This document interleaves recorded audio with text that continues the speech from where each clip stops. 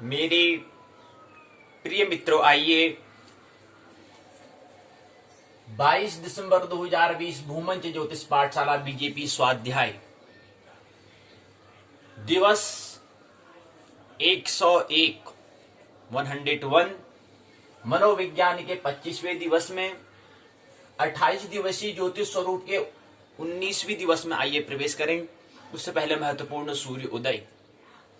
सूर्योदय 7:02 में सूर्योदय हुआ। सूर्य अस्त 1 मिनट बाद 17:19 में होगा।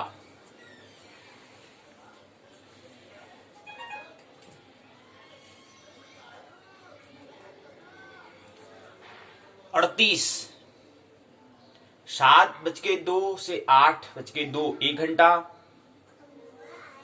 1 घंटा 38 36 1 घंटा 36 मिनट, 1:36 हो चुके हैं, 37 मिनट हो चुके हैं सूर्योदय को आए हुए। स्थानीय समय हो गया, लोकल टाइम हो गया 1:37। आइए हम भी दैनिक कार्यक्रम के अंतर्गत आने वाला जो सर्वप्रथम महत्वपूर्ण कार्य स्वाध्याय में आइए प्रवेश करें। जैसे कि हम जानते हैं पाठशाला के 2 भाग। पहले भाग को हम पाठ्यचर्या कहते हैं, करिकुलम, जिसको हम प्रश्नोत्तर चर्चा भी कहते हैं। दूसरे भाग को हम पाठ्यक्रम कहते हैं, सिलेबस कहते हैं, जिसको हम पाठ्य चर्चा कहते हैं, पाठ्य चर्चा कहते हैं। इन्हें पाठों पर चर्चा करते हैं जो कि संस्था के द्वारा, जैसे उत्तराखंड मुक्त विश्वविद्यालय हल्द्वानी जैसे। पाठ्यचर्या, प्रश्नोत्तर चर्चा, आज के 28 दिवसीय ज्योतिष स्वरूप के जो 28 दिन का जो ज्योतिष स्वरूप हम समझने का प्रयास कर रहे हैं, इसके अंतर्गत आज 19वें दिवस में मुख्य प्रसंग जो है, मेन टॉपिक जो है, इसमें हम 3 चरणों पर बात करेंगे। पहला चरण रहेगा 2 जन्मों के बीच। पहला जो 3 प्रश्न 3 चरणों में जो समझ रहे हैं, पहला जो प्रश्न है वह अंतस जगत से होगा।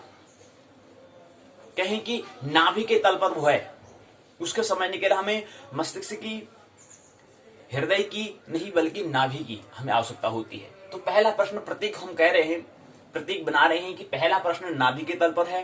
दूसरा प्रश्न हमारा शिक्षा हृदय के तल पर है, मस्तिष्क मन के तल, मनस के तल पर। तीसरा जनसंख्या, जनसंख्या भी पॉपुलेशन क्या है, इस पर हम 3 प्रकरणों पर आज हम बात करेंगे। शिक्षा में क्रांति दूसरा हमारा चरण रहेगा। शिक्षा में क्रांति को हम संक्षिप्त में समझने का आज की पाठशाला में करेंगे प्रयास, लेकिन आने वाले आगे दिन में हम शिक्षा में क्रांति पर थोड़ा विस्तार से बात करेंगे। लेकिन आज हम थोड़ा संक्षिप्त में 1-2 बातें हम बात कर लेंगे, ताकि हमें आगे क्या करना है, उसमें क्या बात करनी है, थोड़ा उसको बुनियादी तौर पर आज हम बात कर लेंगे आज की पाठशाला में। फिर आगे हम कल या आने वाले पाठशाला में हम बात कर लेंगे। शिक्षा में क्रांति कैसे होगी, आविष्कार कैसे होगा, उसको हम समझने का प्रयास हमारा आज की पाठशाला का द्वितीय चरण रहेगा। तृतीय चरण में जनसंख्या वृद्धि, जनसंख्या पॉपुलेशन के बारे में हम समझने का प्रयास करेंगे। तो प्रथम चरण जो है उसमें 2 प्रश्न हैं। चिंटू ने 2 प्रश्न पूछे हैं, उन 2 प्रश्नों पर हम यहाँ पर बात करेंगे। पहला प्रश्न है, आत्मा जब शरीर छोड़ देती है, आत्मा जब शरीर छोड़ देती है दूसरा शरीर धारण करती है। आत्मा जब शरीर छोड़ती है, जैसे हम कपड़े बदलते हैं, ऐसे ही आत्मा भी क्या है, कपड़े को बदलती है, अर्थात शरीर को बदलती है। इसको समझने का प्रयास, जैसे हम कपड़े को बदलते हैं वैसे हमें ख्याल रखना है। हम दैनिक जो कार्यक्रम, जो आवरण जो है, अर्थात प्रकृति के तल पर, विज्ञान के तल पर जो है, उस पर हमें गौर करना चाहिए, उस पर होशपूर्वक हमें जीना है। अध्यात्म कोई अलग चीज नहीं है, वहीं पर हम जो संसार में करते हैं उसको जाग जाना ही अध्यात्म के तल पर होता है, अध्यात्म तल पर जीना होता है। लेकिन प्रकृति के तल पर जो हम काम कर रहे हैं उसको हमें होशपूर्वक हमें देखना है, और होशपूर्वक हम देख रहे हैं तो जी रहे हैं, तो उसका मतलब फिर अध्यात्म में प्रवेश कर चुके हैं। अगर होशपूर्वक नहीं जी रहे तो नहीं होता है। तो जैसे हम दैनिक हम करते हैं कपड़े, जैसे हमारा कपड़े बदलते हैं, ऐसी आत्मा भी क्या है, कपड़े को बदलती है, शरीर रूपी कपड़े को बदलती है, अध्यावरण को बदलती है, प्रकृति को बदलती है। तो उससे संबंधित प्रश्न है, आत्मा जब शरीर को छोड़ देती है दूसरा शरीर धारण करती है के मध्य कुछ इंटरवल होता है, कुछ मध्य अवकाश होता है, कुछ अंतराल होता है। इसके मध्य में जो घटित होता है, अब यहाँ पर घटित और दुर्घटना ख्याल लेना चाहिए कि जो घटित होता है, कोई भी दुर्घटना को भी हम एक्सीडेंट कहते हैं, वो एक्सीडेंट नहीं होता है, ख्याल रहे। हम ज्योतिष के स्वरूप को समझने का प्रयास कर रहे हैं। और ज्योतिष में हमने कहा ज्योतिष के मुख्य 3 भाग होते हैं। पहले तल को हम गैर अनिवार्य कहते हैं, दूसरे तल को हम अर्ध अनिवार्य कहते हैं, तीसरे तल को हम अनिवार्य कहते हैं। यानी कि पहला, दूसरा, तीसरा, यानी कि एक इसेंशियल, अनिवार्य के बाद दूसरा सेमी इसेंशियल, तीसरा नॉन इसेंशियल। तो नॉन इसेंशियल में दुर्घटना होती है, लेकिन जैसे ही हम ज्योतिष के अनिवार्य जगत इसेंशियल की बात करते हैं तो वहां पर कोई भी दुर्घटना नहीं होती है। वहां पहले ही निश्चित होता है, सुनिश्चित होता है, कोई भी परिवर्तन वहां पर नहीं होता है, सुनिश्चित होता है कोई भी। इसलिए हम कह सकते हैं कि दुर्घटना जो होती है वो भी कोई दुर्घटना नहीं है, कोई भी दुर्घटना नहीं होती, कोई भी एक्सीडेंट नहीं होता है, ख्याल रहना चाहिए। तो कह रहे हैं कि उसके मध्य में जो इंटरवल, जो अवकाश है, उसके मध्य में जो घटित होता है उसके बारे में पहली बात प्रश्न में समझे। पहले में पहला भाग क्या है, आत्मा जब शरीर को छोड़ देती है, दूसरा शरीर धारण करती है, के मध्य जो इंटरवल होता है, जो अवकाश होता है, जो मध्याह्न होता है, जो अंतराल होता है, उसमें जो घटित होता है उसके बारे में, तथा जो आत्मा जो है कहा जहां विचरण करती है, जहां पर होती है, जहां विचरण करती है, उस समय का, उस वातावरण का कुछ हम उल्लेख कर सकते हैं, कुछ हम जिक्र कर सकते हैं क्या, उसकी कुछ बात हम कर सकते हैं। ये प्रश्न पहला है। दूसरा प्रश्न है, आत्मा का अपने मन, आत्मा जो है उसको अपने मन मर्जी से जन्म लेने का अधिकार, कहां तक स्वतंत्रता उसको है, कहां तक वो स्वतंत्र है कि अपने मन मर्जी से जीवन ले सकती है। और दूसरा, जब चाहे शरीर को छोड़ सकती है, और उसको शरीर को छोड़ने की, यानी कि मृत्यु होने की स्वतंत्रता कहां तक है। यानी कि 2 बातें यहां पर समझनी है कि आत्मा को अपने मन मर्जी से शरीर तथा जन्म लेने की स्वतंत्रता कहां कब तक है, कौन से स्तर तक होती है, और कौन से स्तर तक छोड़ने की स्वतंत्रता होती है। इन 2 प्रश्नों पर हम बात करेंगे। बाकी हमने तीसरी, ये तो पहला चरण रहा हमारा मुख्य प्रश्न जो है, पहला चरण ये है। पहले चरण के अंतर्गत 2 प्रश्न हैं, और 2 प्रश्न है, उसके अंतर भी 2 भाग उसके दिए हैं। पहला प्रश्न भी 2 भाग हैं, दूसरे प्रश्न भी 2 भागों में हमें समझना है। आत्मा का अपने मर्जी से जन्म लेना और अपने मर्जी से शरीर को छोड़ना, कहां तक स्वतंत्रता, कहां तक उनकी। और तीसरा, जो दूसरा चरण में हम शिक्षा में क्रांति के बारे में बात करेंगे, सम्मान की, शिक्षा में कुछ 1-2 बातें हमें करनी है। उसके बाद जनसंख्या की हमें बात करनी है। तो आइए पहले मुख्य प्रश्न के जो हमारा पहला चरण है उसको लेने का प्रयास हम करते हैं। पहला चरण को थोड़ा हम समझने का प्रयास करेंगे, समझने का प्रयास, मानने का नहीं, समझने का, क्योंकि अंतस जगत की बात है, उसको समझने का प्रयास हम प्रकृति के तौर पर हमें करना है। कैसे हमें अपने अंतस का हमें स्मरण आ जाए, तो इसको समझने का प्रयास हम करेंगे। क्या प्रश्न है? पहला प्रश्न है, आत्मा जब शरीर को छोड़ देती है, दूसरा शरीर धारण करती है, के मध्य जो घटित होता है, जो मध्य जो घटित होगा वो घटित होता है, और जहां विचरण करती है उस समय उसका वातावरण का उल्लेख हो सकता है। इसके लिए हमें पहले इस प्रश्न को हमें समझने से पहले हमें स्वप्न को समझना होगा, ड्रीम को समझना होगा। इस प्रश्न का उत्तर को समझने से पहले हमें स्वप्न, ड्रीम, सपना क्या है, ड्रीम क्या है, इस पर हमें पहले उस ख्याल। स्वप्न क्या होता है उसको हमने समझने का प्रयास किया था कि स्वप्न और विज्ञान, साइंस में अंतर यह है। स्वप्न में जहां पर इंद्रियां, जहां पर शरीर अनुपस्थित रहे, जब हमें रात को स्वप्न आता है तो उसमें हमारा शरीर शिथिल हो जाता है पूरा, उसमें हमारे कोई भी इंद्रियां काम नहीं कर रही होती हैं, केवल अचेतन अनकॉन्शियस माइंड हमारा काम कर रहा होता है। तो वहां पर कोई डाकू मित्र भी बन जाता है, कोई मित्र डाकू भी बन जाता है। हमें सोचने का समय, हमें संदेह ही नहीं उठता है कि यार ये कैसे बना। जैसे अगर हम संदेह करने का प्रयास करेंगे तो फिर स्वप्न विदा हो जाता है। तो स्वप्न इतना नाजुक घटना, इतनी नाजुक होता है। जैसे फूल अगर रखेंगे तो हाथ पकड़ते तो पकड़ेंगे तो क्या मुरझा जाता है, जैसे फूल नाजुक है ऐसे स्वप्न भी नाजुक है। तो स्वप्न में कभी संदेह नहीं होता है, कभी शंका जैसी नहीं होती है। क्या वहां मित्र था, तुम अभी मित्र थे, भी डाकू बन गए, कभी शत्रु बन गए। तो वहां स्वप्न में ऐसा हो जाता है, क्योंकि वहां पर कोई हमारा प्रकृति शरीर नहीं है, हमारी कोई इंद्रियां नहीं है। अब इंद्रियां हमारी, हमने कहा 5 ज्ञान इंद्रियां, 5 कर्म इंद्रियां होती हैं, 5 विषय होते हैं, 5 महाभूत होते हैं।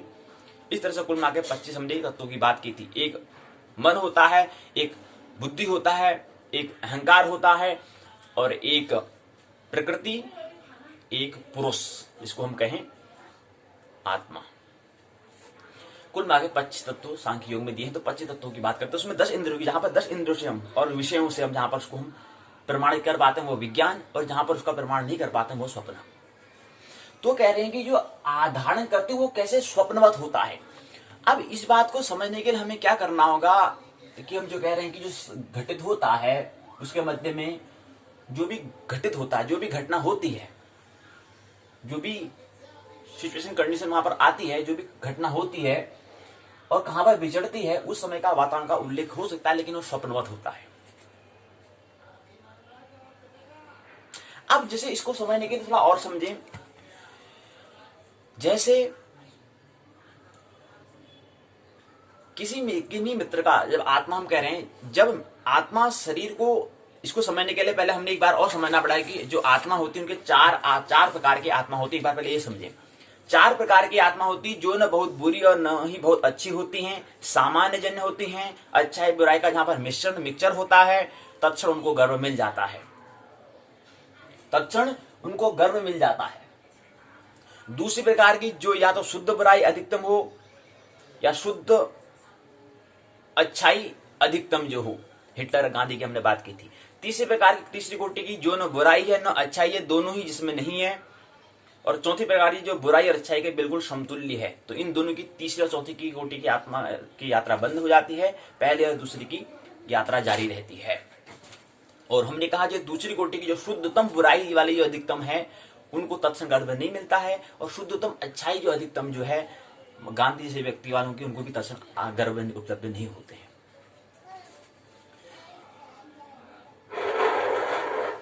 तो इस प्रश्न को हमें समझने के लिए स्वप्न को हमें समझना है। स्वप्न, ये जो भी हम अनुभव, जो भी घटित हो रहा है, जो भी यहां पर घटित होता है, जब शरीर छोड़ दिया है, दूसरा शरीर लेना है, उसके मध्य में जो अंतराल है, वो अंतराल किस पर निर्भर करेगा? आत्मा की कोटि पर निर्भर करेगा। सामान्य जन की तत्क्षण गर्भ मिल जाएगा, समय का अंतराल ही नहीं मिलेगा। द्वितीय कोटि की, अधिकतम उच्च कोटि की, देवात्मा महात्मा की जितनी आत्मा है, तो तत्क्षण गर्भ नहीं मिलेगा, समय लग जाता है। और प्रेत आत्मा की होगी, राक्षस की अगर कोटि की अगर आत्मा होगी तो उसको भी तत्क्षण गर्भ नहीं मिलता है, कि वो उपलब्ध, ऐसे गर्भ उपलब्ध ही नहीं है। तो स्वप्नवत अनुभव जब हम कह रहे हैं, तो ये जो वहां पर बीच में होगा वो किस आत्मा को होता है? अनुभव तो होता है, लेकिन वो अनुभव कैसे होता है? घटित जो होता है वो घटित होता है, उसका जिक्र, उसका विचरण हम उल्लेख तो कर सकते हैं, लेकिन वो स्वप्नवत होता है। अब स्वप्नवत हम कह रहे हैं तो उससे पहले स्वप्न को हमें समझना होगा। तो स्वप्न को समझने का हमने प्रयास किया कि इसमें क्या होता है, जिसमें शरीर न हो, जिसमें इंद्रियां हमारे अनुपस्थित रहे, और जहां पर संदेह न हो, ऐसी स्थिति को हम स्वप्न कहते हैं। कहने का मतलब है जो यथार्थ है, स्वप्न में यथार्थ से भी यथार्थ बात हमें दिखाई देती है। जिस समय स्वप्न होता है उस समय बिल्कुल वास्तविक से भी वास्तव को मालूम पड़ता है, लेकिन जैसे हम स्वप्न विदा हो जाता है तत्क्षण तो अवास्तविक मिथ्या था लगता है हमको, लेकिन जैसे हम संदेह करें तत्क्षण स्वप्न विदा हो जाता है। अब स्वप्न की तो हम बात कर रहे हैं, जैसे स्वप्न हमें आता है तो स्वप्नों को हम कितने देर तक हम स्मृति में याद रख सकते हैं, रिमेम्बर कर सकते हैं, याद कर सकते हैं? मुश्किल से मुश्किल 1 घंटा। जो ज्यादा प्रतिभाशाली प्रज्ञा वाला, जिसने अनुभव ज्यादा किया होगा, तो ज्यादा उसको ज्यादा स्मृति में रख सकता है, ज्यादा उसको याद रख सकता है। लेकिन ज्यादा लोग क्या करते हैं, फिर वो जो सपना था वो धुंधला हो जाता है, वो फिर उसकी विस्मृति हो जाती है।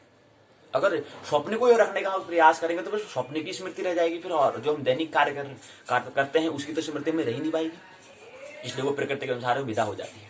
लेकिन जो ज्यादा प्रतिभाशाली होते हैं वो थोड़ा उसकी स्मृति रख पाते हैं।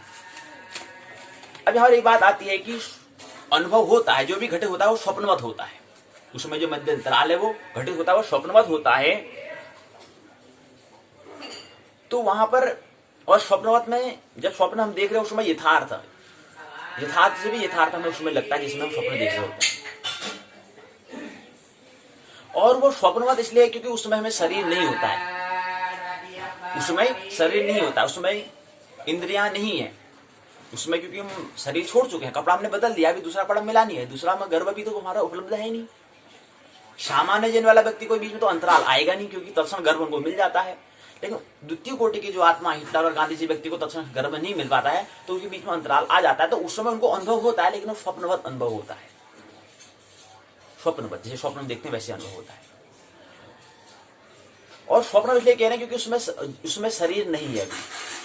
क्यों? क्योंकि गर्भ ही उपलब्ध नहीं है। क्योंकि अब आत्मा की जो कोटि है उस कोटि के गर्भ उपलब्ध नहीं है, इसलिए। और उसमें जो अनुभव करेगा उसमें स्वप्नवत होगा।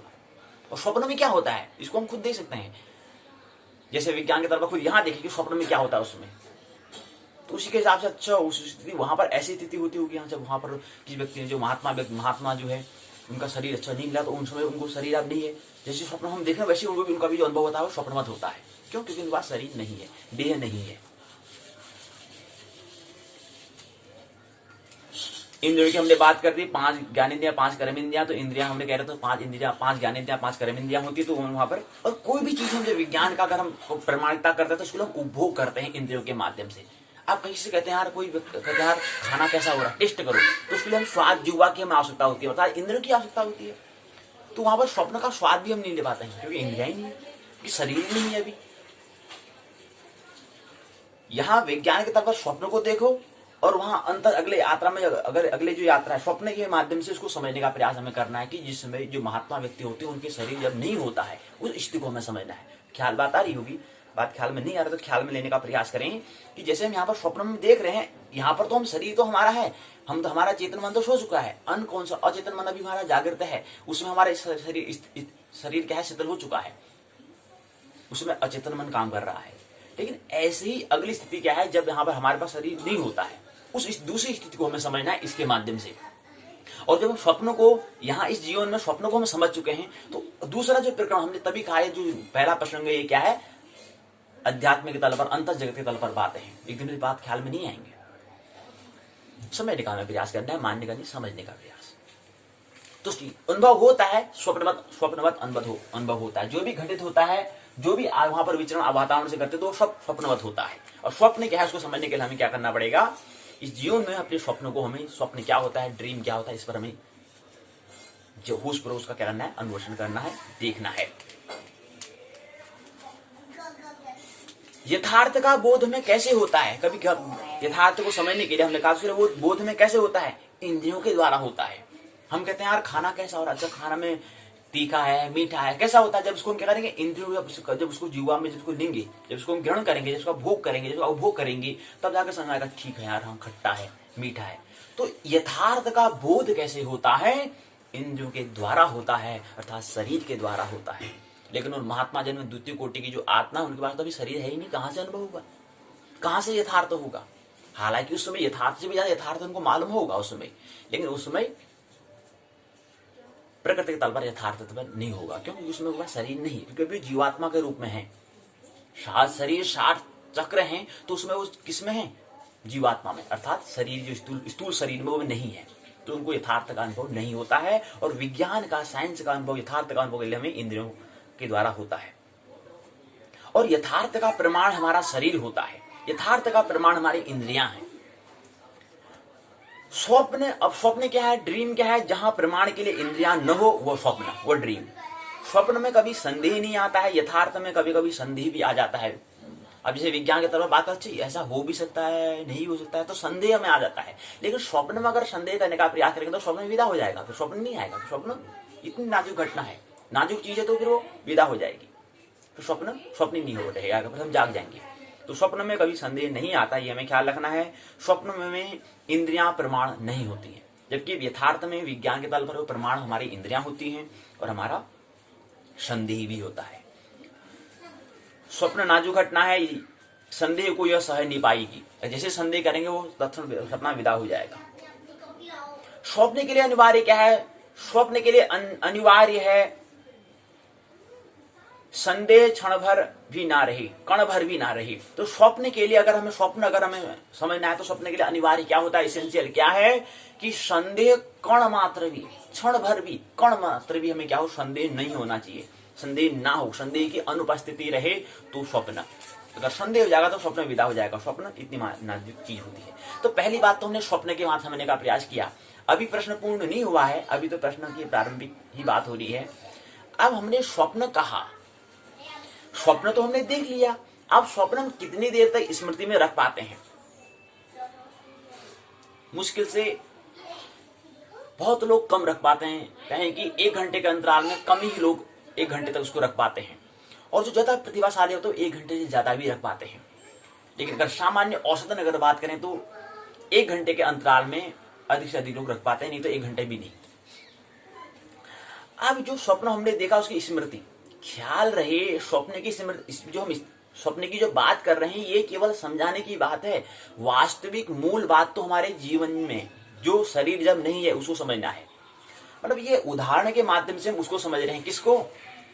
आत्मा जब शरीर को छोड़ देती है, अर्थात जब जीवात्मा में, समझने का प्रयास, जब जीवात्मा में है, जब शरीर में नहीं है, अर्थात जब अशरीरी में है, जब स्थूल शरीर वहां पर उपलब्ध नहीं है, उस स्थिति को, उस कंडीशन को, उस सिचुएशन को हमें समझना है। उसको समझने के लिए पहले स्वप्न को समझना होगा। तो स्वप्न में क्या कहा, अब हम स्मृति क्या कैसे रख पाते हैं?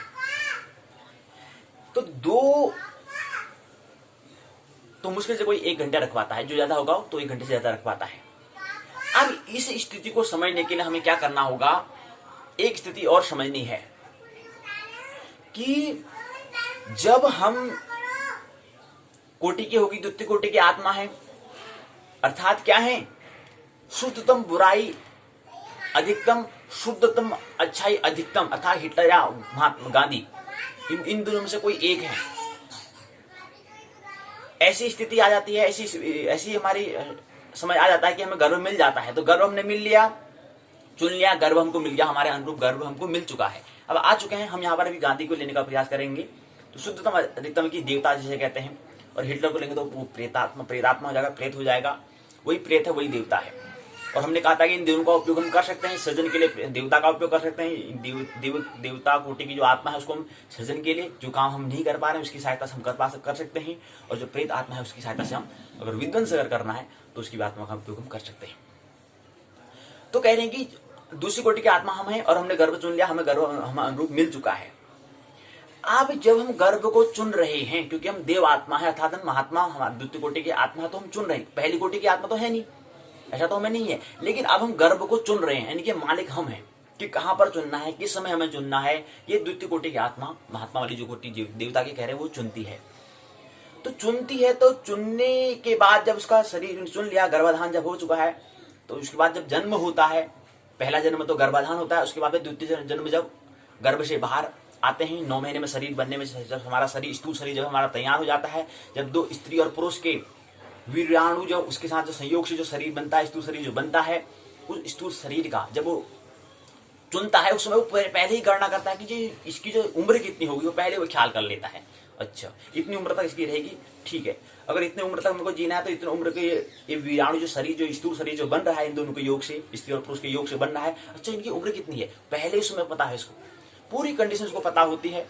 अच्छा, इतने 70 वर्ष तक रहेगा, ठीक है, तो मेरे अनुरूप मिल चुका है। तो मेरे अनुरूप मिलने का मतलब यही है, कहने का मतलब यही है कि कितने वर्ष तक शरीर कपड़ा चल सकता है, उस अनुरूप ने चुन लिया। उसके बाद फिर क्या करते हैं, वो उसमें प्रवेश करते हैं, और अब क्या हो जाता है, गर्भाधान हो चुका है, उसके बाद फिर उसके बाद जन्म हो चुका है, तो शरीर में यहाँ पर प्रकट हो चुका है, स्थूल शरीर में प्रकट हो चुका है, उसमें आत्मा है। अब जो द्वितीय कोटि की आत्मा है, उसको जन्म लेने के बाद 6 महीने के अंतराल में स्मृति रहती है। जिसको उसने गर्भाधान से पहले जो बातें करी थी, वो इसकी स्मृति 6 महीने तक रहती है। 6 महीने तक उसकी स्मृति, उसकी याददाश्त रहती है। जो पहले संस्कृति में जो यहाँ पर जो जागरूक व्यक्ति थे, वो 6 महीने में कहते थे कि जो व्यक्ति ज्यादा अगर कुछ ज्ञान हमें देना है तो इस 6 महीने के अंतराल में हमें दे सकते हैं। लेकिन ऐसी कुछ व्यवस्था है नहीं हमारे पास कि दे सकेंगे, क्योंकि अभी छोटा बच्चा, 6 महीने का बच्चा, यानी कि 1 महीने का बच्चा, 2 महीने का बच्चा, 3 महीने का बच्चा, 4 महीने का बच्चा, 5 महीने का बच्चा, 6 महीने का बच्चा को हम क्या दे सकते हैं? उसको कुछ आता नहीं है, तो क्या दे सकते हैं? कुछ नहीं दे सकते हैं। केवल एक वातावरण, कुछ ऐसा माहौल हम जिसको दे सकते हैं। और हमने कहा था कि इसी के मध्य में जन्म से लेकर के, गर्भाधान से लेकर के 7 वर्ष तक नाभि स्थित कुछ कार्यक्रम होने चाहिए। मतलब ऐसा प्रेम ध्यान में, प्रार्थना में उसको हमें जोड़ देना है कि उसको कुछ, उसकी आत्मा को उसका कुछ स्मरण हो जाए, कुछ उसके अंतस में कुछ बैठ जाए, कुछ स्मरण, कुछ ख्याल, उसका एक माध्यम बन जाए, एक मीडियम बन जाए, एक माहौल बन जाए, ताकि उससे मुलाकात उस 6 महीने के जीवन में हो जाए।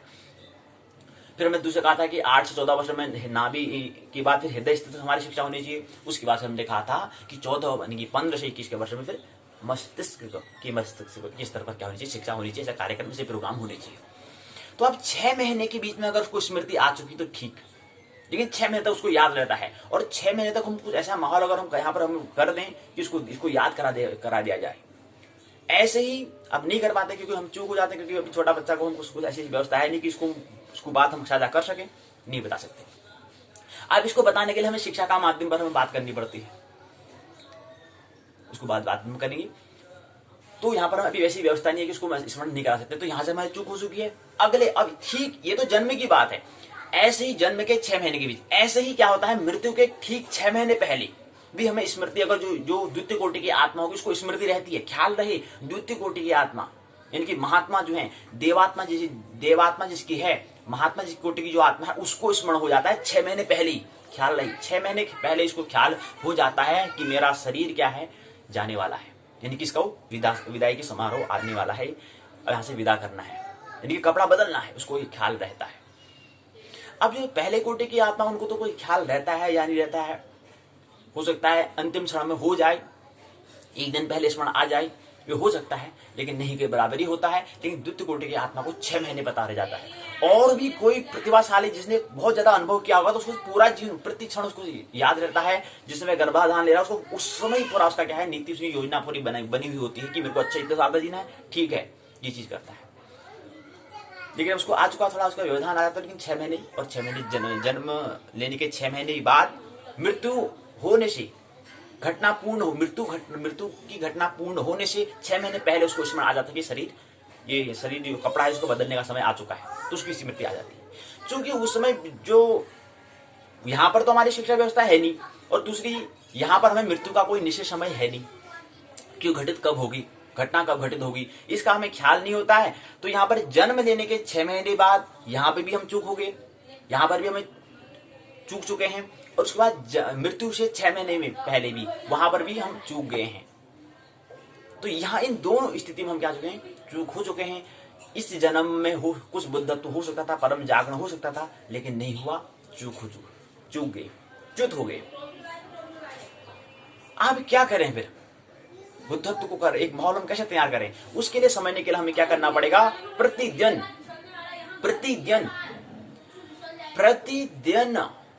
दिन और रात उसको समझने के लिए हमें संध्या को समझने का हम प्रयास में करना होगा। अब हम इस जीवन को अगर इस जीवन में ही अगर हमें बुद्धत्व को प्राप्त करना है, या कुछ जीवन में हम जन्मांतर से अगर हमें आगे में मुक्त अगर हम होना है, स्वतंत्र अगर निर्वाण में प्राप्त करना है, उसके लिए हमें क्या करना पड़ेगा, उसके लिए हमें इस जीवन में प्रतिदिन एक अहोरात्र में दिन और रात अर्थात सुबह और शाम को निद्रा से पहले का 1 घंटे का समय, जागरण के 1 घंटे का बाद के समय के अंतराल को हम संध्या कहते हैं। संध्या का मतलब होता है धुंधला क्षण, धुंधला क्षण अर्थात जागरण और जो हम दैनिक कार्यक्रम करते हैं, जागने के बाद का जो 1 घंटे का समय, जो अंतराल है, जो इंटरवल है, उसको हम कहते हैं संध्या। और हमने पहले भी कहा था कि संध्या का मतलब कोई ऐसा नहीं है कि जब सूर्योदय आएगा, सूर्योदय आने के बाद 1 घंटे का समय को हम संध्या कहेंगे, सूर्य अस्त होगा उसके बाद 1 घंटे का समय को हम संध्या कहेंगे, ऐसा नहीं है। पहले था, लेकिन अब उसमें रूपांतर हमें करना है। जैसे 7:02 है तो 7:02 से 8:02 तक संध्या का समय नहीं, इस पर थोड़ा रूपांतर हमें करना है। या सत्र अस्त जो है 17:19 में होगा, 18:19 तक संध्या नहीं, अब ये ऐसा नहीं है, क्योंकि सूर्य उदय के अस्त होने पर कोई न उठता है नहीं जागता है। अब सूर्य 7:02 में और हम जग जाते हैं 5 बजे 6 बजे और 7 बजे सूर्योदय से पहले, तो ये सूर्योदय जो संध्या जो हम कहते थे वो सूर्य के उदय और अस्त पर एक समय पहले ऐसा संयोग था, लेकिन अब ऐसा नहीं है। संध्या का मतलब होता है कि जब हम उठे उस समय के बाद 1 घंटे का समय, और जब हम रात्रि को निद्रा में सोने जाते हैं उस समय के 1 घंटे के बाद, 1 घंटा पहला सोने से पहले, सोने में निद्रा में नींद में जाने से पहले 1 घंटे का जो पहले का समय वो संध्या। संध्या का मतलब होता है, जो संध्या शब्द है उसका मतलब होता है धुंधला क्षण, धुंधला क्षण, यानी कि 2 मध्यों के 2 अंतराल के मध्य का जो समय है, उस समय को, उस अंतराल को, उस धुंधला क्षण को हम 2 स्थितियों के मध्य, 2 सिचुएशन, 2 कंडीशन एक सोने की एक जागने की मध्य का जो अंतराल है, उस अंतराल को हम संध्या कहते हैं। क्या कहते हैं? जो दो स्थितियों के मध्य जो है, उस धुंधला क्षण जो है, जो क्षण, जो धुंधला क्षण 1 घंटे का जो क्षण है, उस क्षण को हम संध्या कहते हैं। तो ये संध्या में ख्याल आता है। तो संध्या अब हमें क्या करना है, क्योंकि हम वहां पर 6 महीने का स्मृति अगर याद नहीं है, अगर हम वर्ण जागरण को हमें बुद्धत्व को प्राप्त होना, तो इसलिए हमें क्या करना पड़ेगा, प्रतिदिन हमें कभी कर क्या प्रार्थना पूजा का हम काम करते हैं। पहले जो संस्कृति थी वो कहती सुबह भाई उठ के पहले प्रार्थना करो, पूजा करो, तब जाके और काम करना। पहले क्या करो, पूजा करो, प्रभु का स्मरण करो, प्रार्थना करो, वंदना करो। क्या मतलब है इसका? और रात्रि को सोने से पहले क्या करो, पूजा करो, प्रार्थना करो, वंदना करो। क्या मतलब है इसका? वो तो उस समय सूर्य उदय अस्त के साथ हम संध्या कर लेते हैं, लेकिन वो अगर हम, आपको ऐसा व्यवस्था नहीं है कि जब सूर्य उदय होता है, सूर्य अस्त होता है, तब हम उठते हैं, जागते हैं, सोते हैं, ऐसा वाला स्थिति नहीं है। तो जब हम सोने को जाते हैं, उससे पहले 1 घंटे हमें ऐसा माहौल, ऐसा, उसको हम संध्या कहेंगे। सोने से जाने से पहले 1 घंटे का जो पहले का समय है, वो संध्या है मान ले। उस समय हमें क्या करना है, उसमें प्रार्थना करनी है, पूजा करना है, वंदना करना है, प्रार्थना करना है, उपासना करना है, ऐसा, ताकि बुद्धत्व के लिए वो क्या बन सके, बुद्धत्व के लिए वो, बुद्धत्व जो चरम शिखर जो है, विकास का जो अंतिम चरम शिखर जो है, जो पीक शिखर है, वहां तक हम पहुंच सके। तो 1 घंटे का समय प्रतिदिन हमें क्या करना था, एक अहोरात्र में 2 घंटे, कहने का मतलब है 24 घंटे में से हमें 2 घंटे अपने आप को स्वाध्याय के लिए हमें देना होता है, अर्थात संध्या के लिए हमें देना होता है। एक सुबह 1 घंटा, शाम 1 घंटा, सुबह प्रातः और एक सायं को। तो 1 घंटा, 2 घंटे में क्या करना, 24 घंटे में 2 घंटे अपने आप को देना होता है, अगर परम जागरण करना है तो ये धुंधलासन ये क्या है, तो ये संध्या हमने कहा, इसलिए उस संस्कृति में, सभ्यता में उनने सुबह उठकर प्रार्थना पूजा करने का नियम नीति इसलिए बनाई, ताकि हमें क्या हो, ताकि हम, क्योंकि मनुष्यता मतलब जो शरीर है, उसका जो सुनहरा अवसर जो हमें दिया गया है परमात्मा के द्वारा, अनुकृपा के द्वारा जो हमें दिया गया है, प्रभु की कृपा के द्वारा जो हमें शरीर जो मिला है, उससे हम आगे मनु, भगवत्ता, भगवान अर्थात छलांग लगा सकते हैं प्रकृति से अध्यात्म की ओर, विज्ञान से प्रकृति से मूल ब्रह्म जगत में हम छलांग लगा सकते हैं। इसके लिए एक प्रवेश द्वार जो है, उसके लिए द्वार देह, ये मनुष्य शरीर है। 9 द्वार रूप, जैसे कहते हैं इसको 9 द्वार, हम इसलिए कहा हमने 9 द्वार, 1 2 3 4 5 6 7 जनन और गुदा, ये 9 द्वार। तो 9 द्वारों से क्या है, इसलिए इसको इस देह को हमने 9 द्वार कहा है। इससे हम ब्रह्म जगत में प्रवेश कर सकते हैं, तब बुद्धत्व को हम प्राप्त कर सकते हैं, मुक्त हम स्वतंत्र हो सकते हैं। इसलिए हमें क्या करना, प्रतिदिन। अब हम वहां पर मृत्यु का कोई समय पता नहीं है, जन्म का कोई हमें, जन्म के समय में हम कोई शिक्षा दे नहीं सकते हैं, तो इसलिए हमें क्या करना है, जैसे ही हम जन्म हमने ले चुका है, तब से ही हमें प्रारंभ कर देना है। एक समय सुबह 1 घंटा, सुबह 1 घंटा शाम, हमें क्या करना है, स्वाध्याय करना है, अपने आप को समय देना है। 24 घंटे में से केवल 2 घंटे हमें अपने आप को देना है, अर्थात उसको ही हम संध्या कहेंगे, वही हमारी संध्या रहेगी। इसके बाद हमने कहा कि 6 महीने से ज्यादा स्मृति रख सकते हैं जो ज्यादा प्रतिभाशाली, प्रतिज्ञाशाली, जिसने अनुभव किया है, जिसने और जगत को समय और भी प्रकृति के रहस्य को या ब्रह्म के रहस्य को समझने का प्रयास जिसने किया है, वो ज्यादा 6 महीने से भी ज्यादा स्मृति रख सकता है। जन्म लेने के 6 महीने बाद से भी ज्यादा की स्मृति रख सकता है। गर्भ, तो इसका मतलब 6 महीने गर्भ भी हमें स्मृति रहती है। 9 महीने जब हमारा शरीर बनना तब भी हमें स्मृति रहती है। जन्म, गर्भ से बाहर आने के बाद 6 महीने, फिर 6 महीने तक हमें स्मृति रहती है। लेकिन जो ज्यादा प्रतिभाशाली होते हैं 6 महीने से ज्यादा, 1 साल भी रह सकते, 2 साल भी, 3 साल भी, 4 साल भी हो सकता है, पूरा जीवन भी स्मृति भी रह सकती है। तो स्मृति रख सकते हैं जो ज्यादा प्रतिभाशाली है। और दूसरी बात हमने की, कोई भी दुर्घटना नहीं होती है, कोई भी एक्सीडेंटल नहीं होती। क्यों? क्योंकि अनिवार्य जगत में सब सुनिश्चित, सब सुनियोजित होता है। और वही हमारा ज्योतिष का प्रयास होता है, कैसे हम गैर अनिवार्य से, नॉन इसेंशियल से सेमी इसेंशियल में अर्ध अनिवार्य अर्थात जन्म मृत्यु को हम समझने का प्रयास करें। जन्म क्या होता है, मृत्यु क्या होता है, ये ज्योतिष का अर्ध अनिवार्य, सेमी इसेंशियल, अर्ध अनिवार्य जगत की बात है। जो व्यक्ति मृत्यु क्या है, मृत्यु में क्या होता है, मरने की जो तैयारी कर रहा है, मरने की कला को जो समझने का प्रयास कर रहा है, जन्म को समझने का, जन्म में क्या है इसको जो समझने का प्रयास कर रहा है, इसका मतलब ज्योतिष का दूसरा हिस्सा जो अर्ध अनिवार्य है, सेमी इसेंशियल है, उसको समझने का प्रयास कर रहा है। जो जन्म मृत्यु से जिसको डर भय है तो वो तो गैर अनिवार्य में ही है, वो अर्ध अनिवार्य में ही नहीं आना चाहता है तो अनिवार्य जगत में कैसे आएगा। तो जो व्यक्ति साहस कर रहा है, हिम्मत कर रहा है ज्योतिष के अर्ध अनिवार्य सेमी इसेंशियल जगत में प्रवेश करने के लिए, जन्म मृत्यु क्या होता है, जन्म के समय क्या होता है, मृत्यु के समय क्या होता है, उसको समझने का जो प्रयास करता है, इसका मतलब आगे छलांग लगाने की, उसको आगे विकसित अपने आप को करने की, बुद्धत्व को प्राप्त करने की उसकी तलक, चाह, इच्छा, जिज्ञासा उसकी है। इसलिए वो जन्म मृत्यु को समझने का प्रयास करता है। सेमी इसेंशियल जो अर्ध अनिवार्य उसको समझने का प्रयास कर रहे हैं। और जो अनिवार्य है, जो इसेंशियल है, वहां पर कोई चेंज नहीं हो सकता है। हमने कहा कि अर्ध अनिवार्य में हम जो यहाँ पर कदम उठाएंगे ये ही फिर आगे क्या हो जाएगा, हमारे अनिवार्य के लिए वो साधन बन जाएगा। इसलिए यहाँ पर जब अर्ध अनिवार्य को हम समझने का, सेमी इसेंशियल जगत को हम समझ रहे हैं तो उससे समझने से हमें यहाँ पर होशपूर्वक हमें कदम बढ़ाना है। होशपूर्वक कदम नहीं बढ़ाया तो फिर हमारे लिए बहुत बड़ी विकट समस्या हो जाएगी। जैसे भी यहाँ पर जो अर्ध अनिवार्य कह रहे हैं, यहाँ पर हमारे पास दो पैर हैं, दो पैर में से किसी एक पैर को उठाने का हमारे पास भी विकल्प है, दाएं भी उठा सकते हैं, बाएं भी उठा सकते हैं। लेकिन जैसे हमने दायां उठा लेंगे तो बायां क्या बढ़ जाएगा, फिर विपत्ति में बढ़ जाएगा। दोनों पैर को उठा नहीं सकते हैं, लेकिन दो पैर में से एक उठाने की हमें पास भी क्या है, चुनाव हमारे पास है, इलेक्शन हम कर सकते हैं, चुनाव कर सकते हैं, चुन सकते हैं, दाएं भी उठा सकते हैं, बाएं भी उठा सकते हैं। अब कौन सा हमें उठाना है, दायां उठाना है कि बायां उठाना है, और जो हम यहाँ पर उठाएंगे वही फिर अनिवार्य जगत जो इसका जो पहला हिस्सा जो अनिवार्य है, जो इसेंशियल है, उसमें काम आने वाला है। इसलिए होशपूर्वक हमें यहाँ पर रहना है, होशपूर्वक जो ज्योतिष का दूसरा हिस्सा है उसको समझना है। तो 6 महीने ये मैंने बताया कि कोई भी दुर्घटना, तो ज्योतिष के जो अनिवार्य जगत है, जो एक्सीडेंट हम जो बात करते हैं, वो एक्सीडेंट भी केवल एक गैर अनिवार्य या अर्ध अनिवार्य जगत में हो सकता है। लेकिन ज्योतिष के जो अनिवार्य हिस्सा है वहां पर कोई भी एक्सीडेंट नहीं होता है।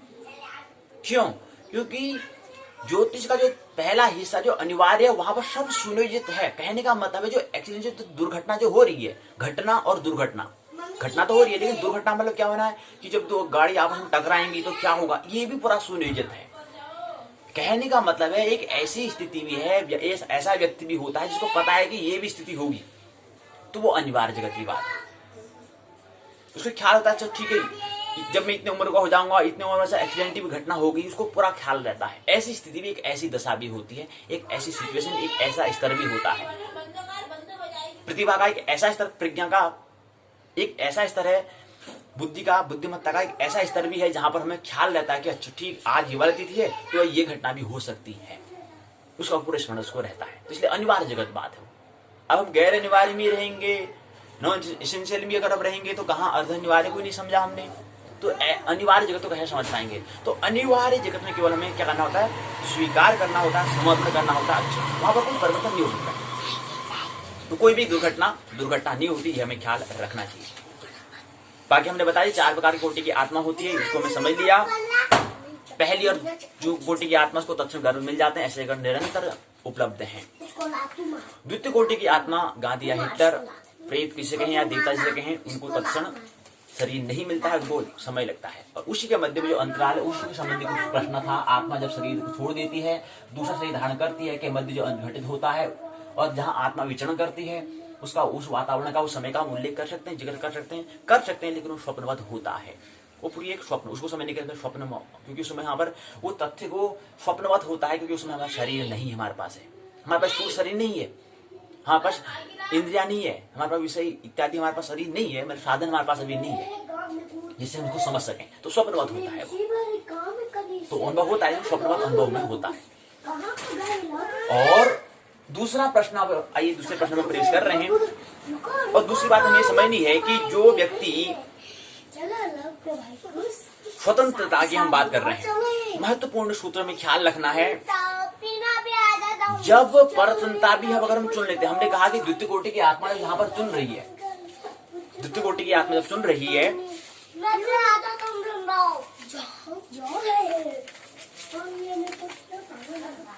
अब यहाँ पर क्या बात आती है, दूसरी बात हम कह रहे हैं, दूसरे प्रश्न में आइए प्रवेश करें। दूसरा प्रश्न है आत्मा का अपनी मर्जी से जन्म लेने की स्वतंत्रता और अपने जन्म, अपने शरीर को मृत्यु, जब चाहे शरीर छोड़ देने की अथवा मृत्यु होने की स्वतंत्रता कहां तक है। दूसरे प्रश्न में आइए प्रवेश करें। दूसरा प्रश्न में है कि जबकि इसको समझ, स्वतंत्रता को थोड़ा समझना है।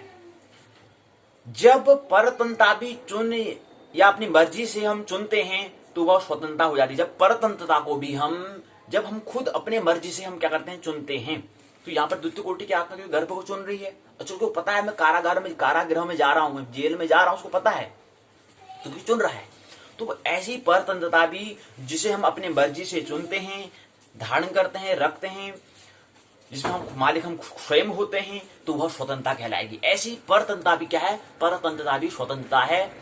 ऐसी परतंत्रता जहां पर हम अपने मर्जी से अपने मालिक होकर हम चुनते हैं कि मैं कारागृह में जा रहा हूं, तो ऐसी परतंत्रता भी क्या है, स्वतंत्रता कहलाती है। और दूसरा प्रकरण, परतंत्रता, जब स्वतंत्रता भी हम बिना चुने, किसी के जबरदस्ती, बिना मर्जी के, अपने बिना मालिक हुए, किसी के कहने पर, किसी के द्वारा जब हम स्वतंत्रता को भी अब चुन लेते हैं, तो ऐसी स्वतंत्रता परतंत्रता कहलाती है। तो ऐसी स्वतंत्रता भी क्या है, परतंत्रता। स्वतंत्रता मतलब मुक्ति, निर्माण की हम जो बात कर रहे हैं, स्वतंत्र होना।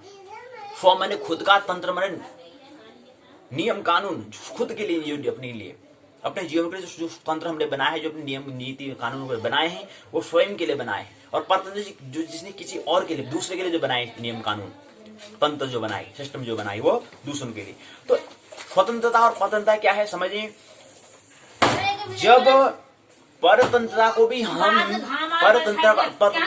परतंत्र जो है उसको भी हम अपने मर्जी से, मतलब उसको ख्याल है कि इससे ये काम होगा, उसको लेते हैं अपने मर्जी से हम चुनते हैं, तो ऐसी परतंत्रता स्वतंत्रता कहलाती है। तो ऐसी परतंत्रता भी क्या है, स्वतंत्रता है। और ऐसी स्वतंत्रता जिसको हम बिना अपने मालिक हुए, किसी के कहने पर, किसी के मर्जी से हमने धारण कर लिया, जबरन दे दिया हमने बिना मर्जी के, तो ऐसी स्वतंत्रता भी क्या है, ऐसी स्वतंत्रता को हम परतंत्रता कहते हैं। तो ये समझना है।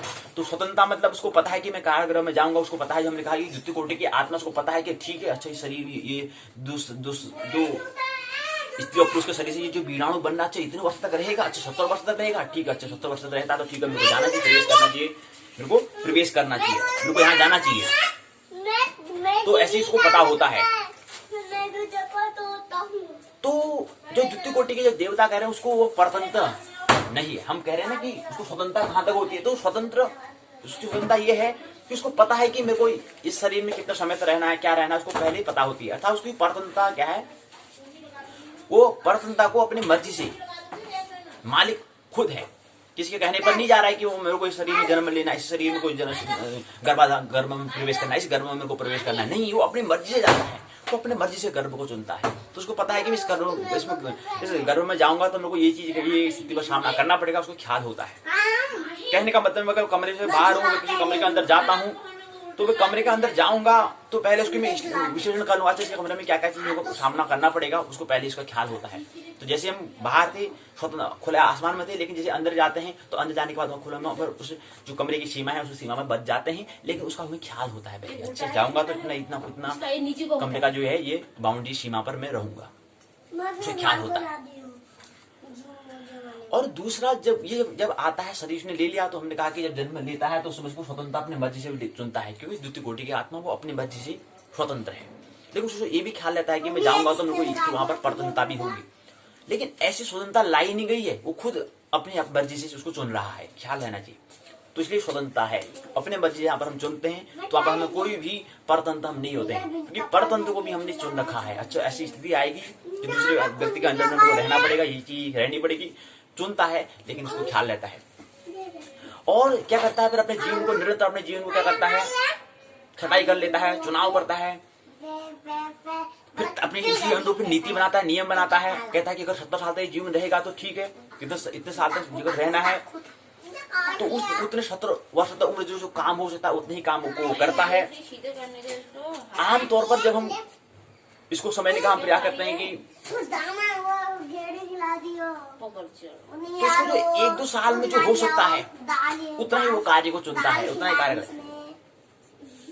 तो उससे जो द्वितीय कोटि की आत्मा है, जब जन्म ले रही है, उससे पहले उसको करता है ठीक है, हमको 70 साल तक रहना है, मेरे को इतने वर्ष तक रहना है, तो बहुत ज्यादा झमलों को वो नहीं लेती है, बहुत ज्यादा वो झमेलों में, उलझनों में नहीं रहती है, इतना ही कार्य को चुनती है, इतने कार्य को, ऐसे कार्य को चुनती है जिससे क्या हो जाए, वो जितने वर्ष तक, वो 70 वर्ष तक अगर उसकी उम्र है तो उतने वर्ष तक क्या करता है, वो उसको चुनता है, उतने वर्ष तक अपने काम को, कुछ काम को लेता है। अर्थात चीजों को उलझाता नहीं है, वो सुलझाता है।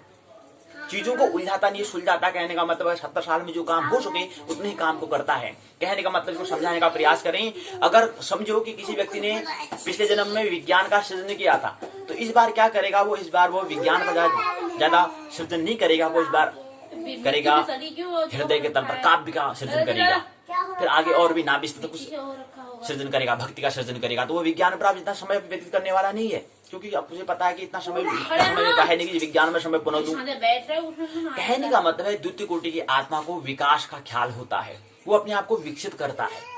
अगर पिछले जन्म में उन्होंने विज्ञान का सृजन किया है तो आप विज्ञान पर पुनः शुरू एक से शुरू नहीं करेगा, विज्ञान से शुरू नहीं करेगा। विज्ञान के आगे फिर काव्य पर सृजन करेगा, और काव्य इस जीवन में अगर काव्य के अलावा अगले जीवन में भक्ति का क्या करेगा, काम करेगा, उस पर सृजन करेगा। तो ये किसी बात कही है, तो वो ये इस तरह चीजों को वो सुलझाता नहीं, चुनता है, वो चॉइस करता है कि अब नीति बनाता है, नियम बनाता है, अपने मर्जी से उसको उलझाता नहीं, बिल्कुल उसको सुलझाता है। और हमेशा उसको क्या रहता है, पता रहता है कि मेरे को कब जाना है, इसको सब पूरी नियम पता होता है। अनिवार्य क्या है, पता रहता है कि अनिवार्य कार्य क्या करना है, जो मेरे अनुरूप है। कोई काम करने में अगर हमको इतना वर्ष लगेगा तो इतने वर्ष तक ही मेरे को काम करना है, अन्य काम करने तो हाथ ही नहीं लगाना है। कुल मिलाकर कहने का मतलब है अपने आप को विकसित करता रहता है, बुद्धत्व का उससे ख्याल रहता है।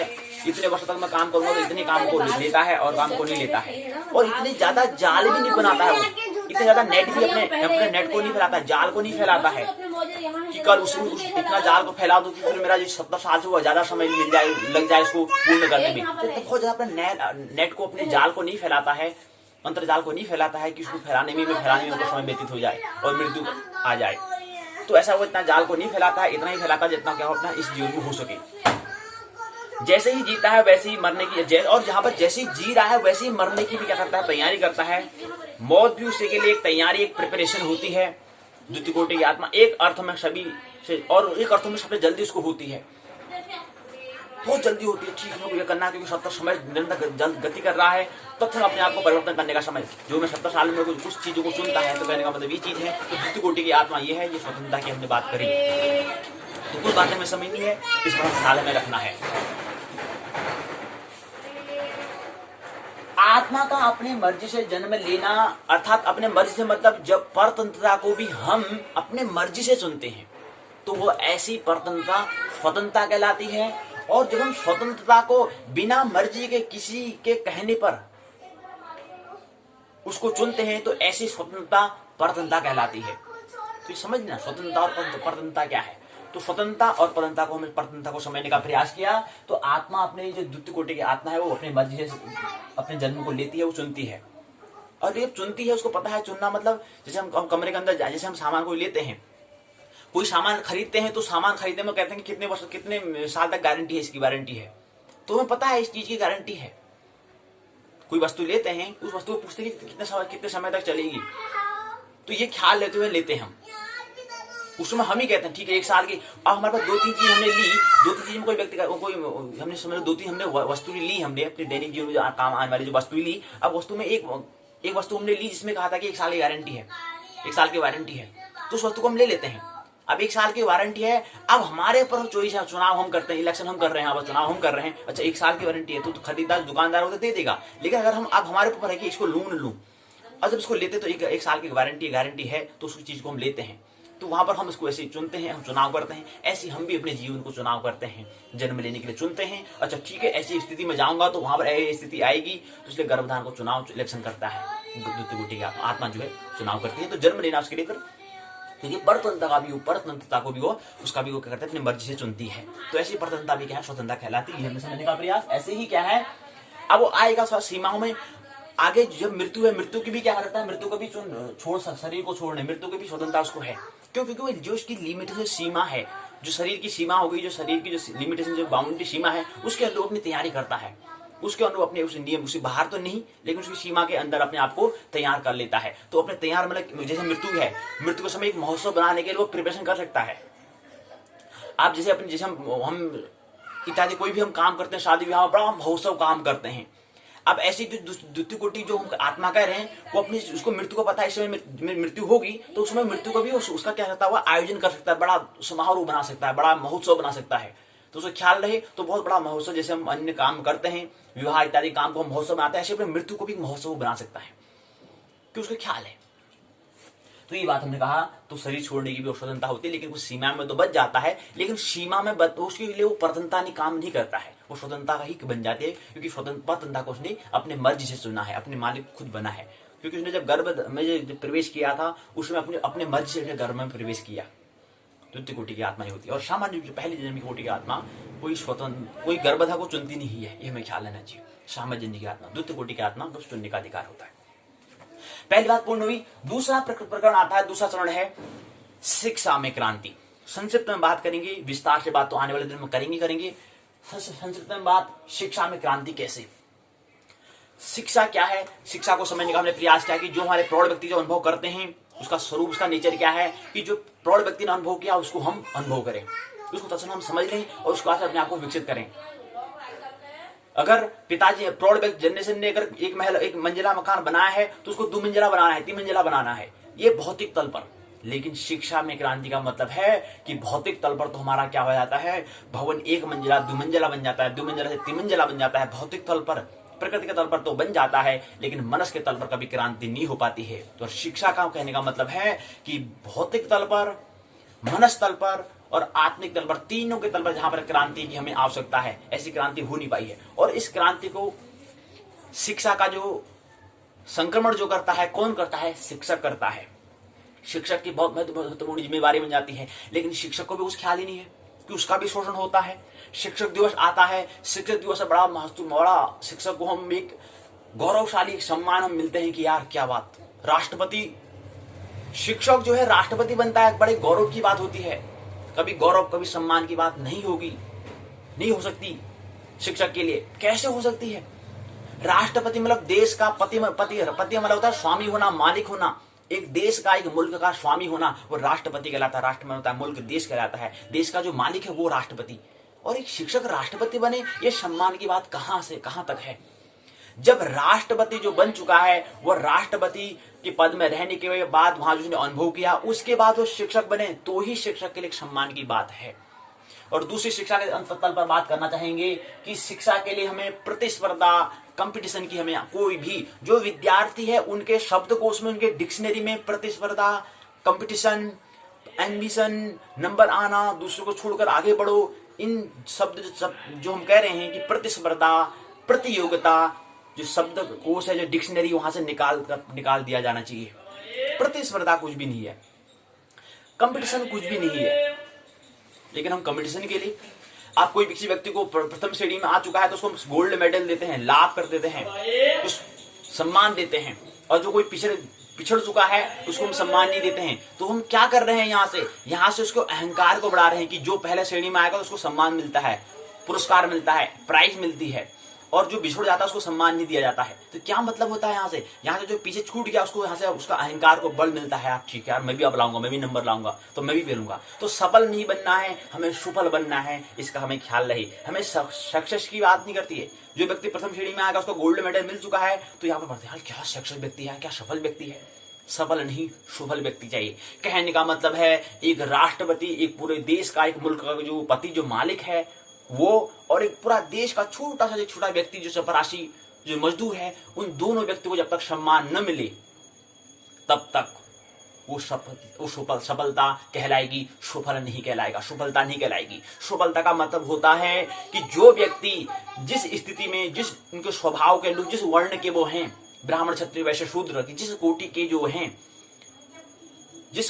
हैं, जिस स्वभाव के अनुरूप उनकी जो है, प्रत्येक व्यक्ति को सम्मान मिलना चाहिए। चाहे वह छोटा गरीब से क्यों न हो, लेकिन अमीर तक व्यक्ति क्यों न हो, चाहे राष्ट्रपति चपरासी लेकर राष्ट्रपति तक क्यों न हो, चपरासी का भी सम्मान। हम जो कोई चपरासी होता है उसका सम्मान कोई भी नहीं करते हैं, लेकिन राष्ट्रपति का, जो बड़े बड़े पद पर जो आ चुका है, जो चपरासी राष्ट्रपति बन चुका है, उसका बहुत बड़ा सम्मान होता है। कहते हैं क्या पद किया, क्या सफल व्यक्ति है, क्या सक्सेस व्यक्ति है। लेकिन सफल व्यक्ति तो नहीं, सफल व्यक्ति तो है लेकिन सफल व्यक्ति नहीं कहलाएगा। तो शिक्षा के लिए हमें क्या करना होगा, प्रत्येक व्यक्ति को हमें सम्मान हमें देना है, आदर हमें देना है। कोई सफल, कोई किसी को पीछे छोड़कर आगे बढ़ना, ये कहां तक सत्यता है इसमें? अहंकार। तो शिक्षा में पूरा क्या है? अहंकार को बढ़ावा दिया जा रहा है। अहंकार, सब पीछे, औरों को पीछे छोड़ो, पीछे धकेल कर आगे बढ़ो, ये सफलता। ये शिक्षा में क्रांति ऐसी नहीं। तो शिक्षा में क्रांति, शिक्षा में आवश्यकता करने के लिए हमें सफलता की हमें आवश्यकता होगी। सक्सेस, सफल और असफल, इसको हमें, इस पर हमें क्रांति नहीं करनी है। इसमें की सफलता तो एक अहंकार की दौड़ है, लेकिन हमें सफल के लिए हमें आवश्यकता होती है। सफल का मतलब प्रत्येक व्यक्ति में जो कौशल, हुनर है, उसको बाहर निकाले और प्रत्येक जन का जिस मुल्क में जितने व्यक्ति हैं सभी का सम्मान हो, सभी का आदर हो। क्या आदर होता है? नहीं होता है।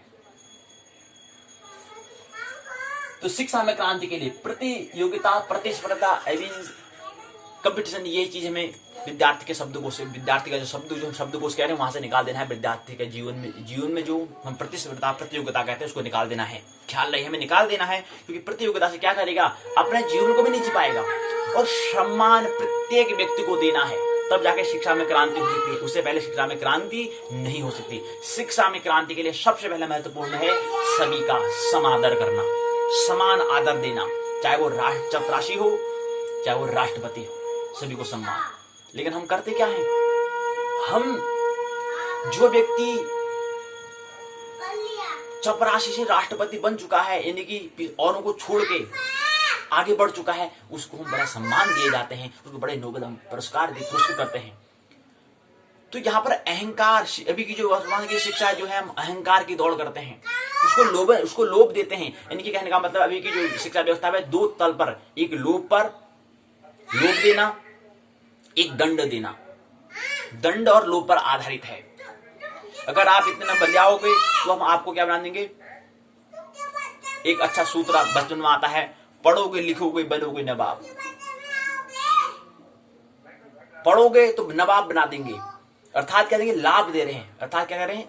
जैसे स्वर्ग नरक की बात है, वैसे प्रलोभन दे रहे हैं कि आप बनोगे तो आपको देंगे, अगर आप नहीं बनोगे तो नहीं देंगे। आप अगर आप नहीं पढ़ोगे तो आप नवाब नहीं बनोगे। लेकिन नहीं, ये सफलता की दृष्टि है, सक्सेस की दृष्टि, लेकिन सुफल की दृष्टि नहीं है। सुफल की दृष्टि मतलब क्या है? आपको अपने अनुरूप बनना है, जो आपका स्वभाव, जो आपका हुनर, जो कौशल है, उसको आपने बाहर निकालना है। तो आप उसको बाहर निकालते हैं तो आपकी वो सफलता कहलाएगी, सफलता नहीं सफलता कहलाएगी। उसके लिए आप सम्मान है। सभी व्यक्ति को अपने अंदर जो हुनर कौशल को निकालना है, तो प्रत्येक जन को क्या है? आदर हमें देना है, सम्मान हमें देना है। लेकिन अभी ऐसा नहीं, अभी अहंकार की दौड़ हो रही है कि पहले कोई क्लास में कोई व्यक्ति फर्स्ट आ जाता है, प्रथम श्रेणी में आ जाता है, उसको सम्मान करते हैं। क्या बात है, दूसरों छोड़कर फिर अगला दूसरा कहता है, उसको भी अहंकार की दौड़ होती है कि आप मेरे को भी भागना यार, जब आऊंगा तभी इनको ये हमें लोग पुरस्कार मिलता है, इससे पहले नहीं मिलता है, इससे पहले मेडल हमको नहीं मिलता है। ख्याल रहे, अहंकार के दौड़ पर नहीं, सुफलता, एक ही सूत्र कहेंगे, सुफल हमें, सफल नहीं सुफल हमें बनाना है, सुफल हमें जीवन जीना है। कुछ बातें आगे प्रसंग में शिक्षा में क्रांति पर हम बात आगे कर लेंगे। अभी संक्षिप्त में 2-3 बातें हमें ख्याल रखनी है। तो शिक्षक का गौरव सम्मान तभी होगा जब राष्ट्रपति शिक्षक बन जाए। एक मुल्क का जो राष्ट्रपति जो है वो शिक्षक बन जाए, वो कहे कि यार राष्ट्रपति उसमें कुछ लाभ नहीं है, मैं राष्ट्रपति बन के होके आ चुका हूं, देखा मैंने वहां कुछ हमें यहाँ पर सम्मान नहीं मिल रहा है। सम्मान जब राष्ट्रपति शिक्षक बन जाए तब सम्मान। शिक्षक दिवस पर ये होता है कि बड़ा सम्मान किए जाते हैं, शिक्षक राष्ट्रपति बन जाता है, ये कुछ सम्मान की बात, गौरव की बात नहीं है। सफल नहीं सुफल हमें बनना है, ये बात हमने करी। अंतिम दूसरा जो चरण था वो हमने शिक्षा में क्रांति, शिक्षा में कैसे आविष्कार, कैसे सृजन हो, उस पर हम बात कर रहे हैं। आगे बात इस पर और हम कर लेंगे, अभी तो हम केवल संक्षिप्त करें। दूसरा प्रकरण आता है, तीसरा चरण है जनसंख्या, पॉपुलेशन पर बात कर लेते हैं। पॉपुलेशन हमने कहा, पॉपुलेशन जनसंख्या, 1 सेकंड में 2.5 लोग का जन्म हो जाता है। 2.5 व्यक्ति 1 सेकंड में 2.5 व्यक्ति जन्म ले रहे हैं। अभी इतना समय हमारा व्यतीत हो रहा है, कहने का मतलब है एक दिन में 1.5 लाख से 2 लाख के करीब व्यक्ति का जन्म होता है एक दिन में। अब यहां पर दृष्टि अनुमान लगा सकते हैं, 7 अरब 80 करोड़ जनसंख्या पॉपुलेशन इस पृथ्वी की है। एक समय ऐसा था 1600 जब ईस्वी थी तब केवल 50 करोड़ लोगों की जनसंख्या थी 1600 ईस्वी में।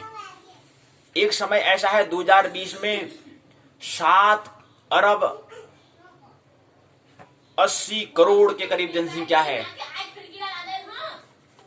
1600 में केवल 50 करोड़, अभी जनसंख्या क्या है 7 अरब 80 करोड़ करीब जनसंख्या अभी वर्तमान में है इस पृथ्वी में। अब यहां पर क्या है, पॉपुलेशन जो हम कह रहे हैं, जनसंख्या जो कह रहे हैं, यहां पर लोगों के लिए तो लोग तो बहुत ज्यादा हो गए, लेकिन पृथ्वी कम पड़ रही है। थोड़ा जनसंख्या पर हमें विचार हमें करना है, जनसंख्या पर हमें था रोग के बारे में कुछ ख्याल रखना है। पृथ्वी की जो सीमा बाउंड्री जो है, पृथ्वी की जो क्षेत्र है वो सीमित है, लेकिन हम व्यक्ति की जनसंख्या पर हम रोक नहीं लगा पा रहे हैं। तो जनसंख्या वृद्धि पर हमें ख्याल रहना चाहिए। प्रति एक साल में 8 करोड़ 13 लाख 30,639 व्यक्ति एक साल में जन्म ले रहे हैं। एक दिन में 2 लाख के करीब व्यक्ति जन्म लेते हैं। एक सेकंड में 2.5 व्यक्ति जन्म लेता है। जनसंख्या कितने बड़ी विस्फोट हो रही है। 2050 के करीब तो 9 से 10 अरब के करीब, 9.5 करीब 10 अरब के करीब लोग जनसंख्या हो जाएगी, अगर हम ख्याल अगर नहीं रखा तो 2050 तक। जनसंख्या पर हमें वृद्धि पर हमेशा विचार करना है। हम चिकित्सा पर व्यक्ति की मृत्यु दर को तो रोक रहे हैं, मृत्यु जो दर है उसको हम उसकी सीमा हम उसको रोक तो लगा पा रहे हैं, लेकिन जन्म दर जो है उस पर हम रोक नहीं लगा पा रहे हैं। तो एक चिंता का, सोचने का, थिंकिंग का समय है, इस पर हमें विचार करने का समय है कि जनसंख्या वृद्धि पर कुछ हमें ख्याल रहे, नहीं तो ये बढ़ती जाएगी। कह रहे हैं कि 1600 में 0.5 अरब लोग रहते थे, अर्थात 50 करोड़ लोग रहते थे इस वसुधा में। 1804 में 1 अरब लोग रहते थे, 1804 में। 1999 में 6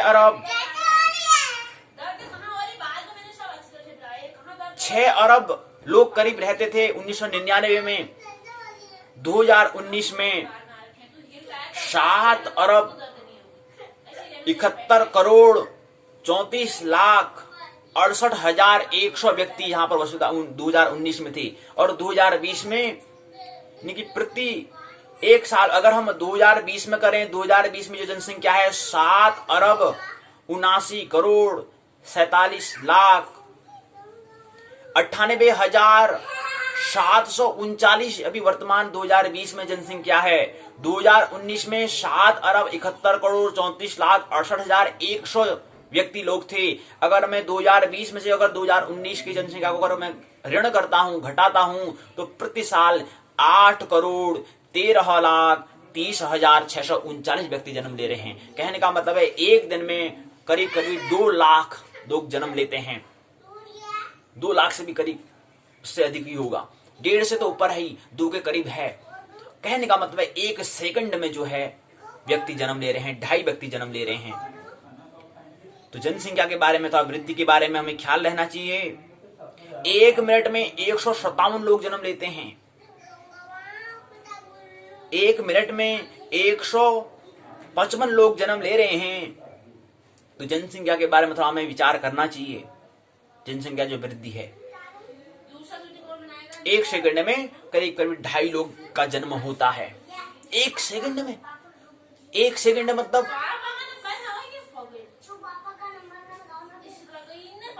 4 श्वास अगर लेंगे, यानी कि 2, 2, 4, 2, 6, 2 चौको 8, 10 व्यक्ति जन्म ले लेंगे एक प्राण में, यानी कि एक सांस को छोड़ेंगे, एक सांस को अंदर लिया, एक सांस को बाहर छोड़ा, तो 10 व्यक्ति का जन्म हो जाएगा।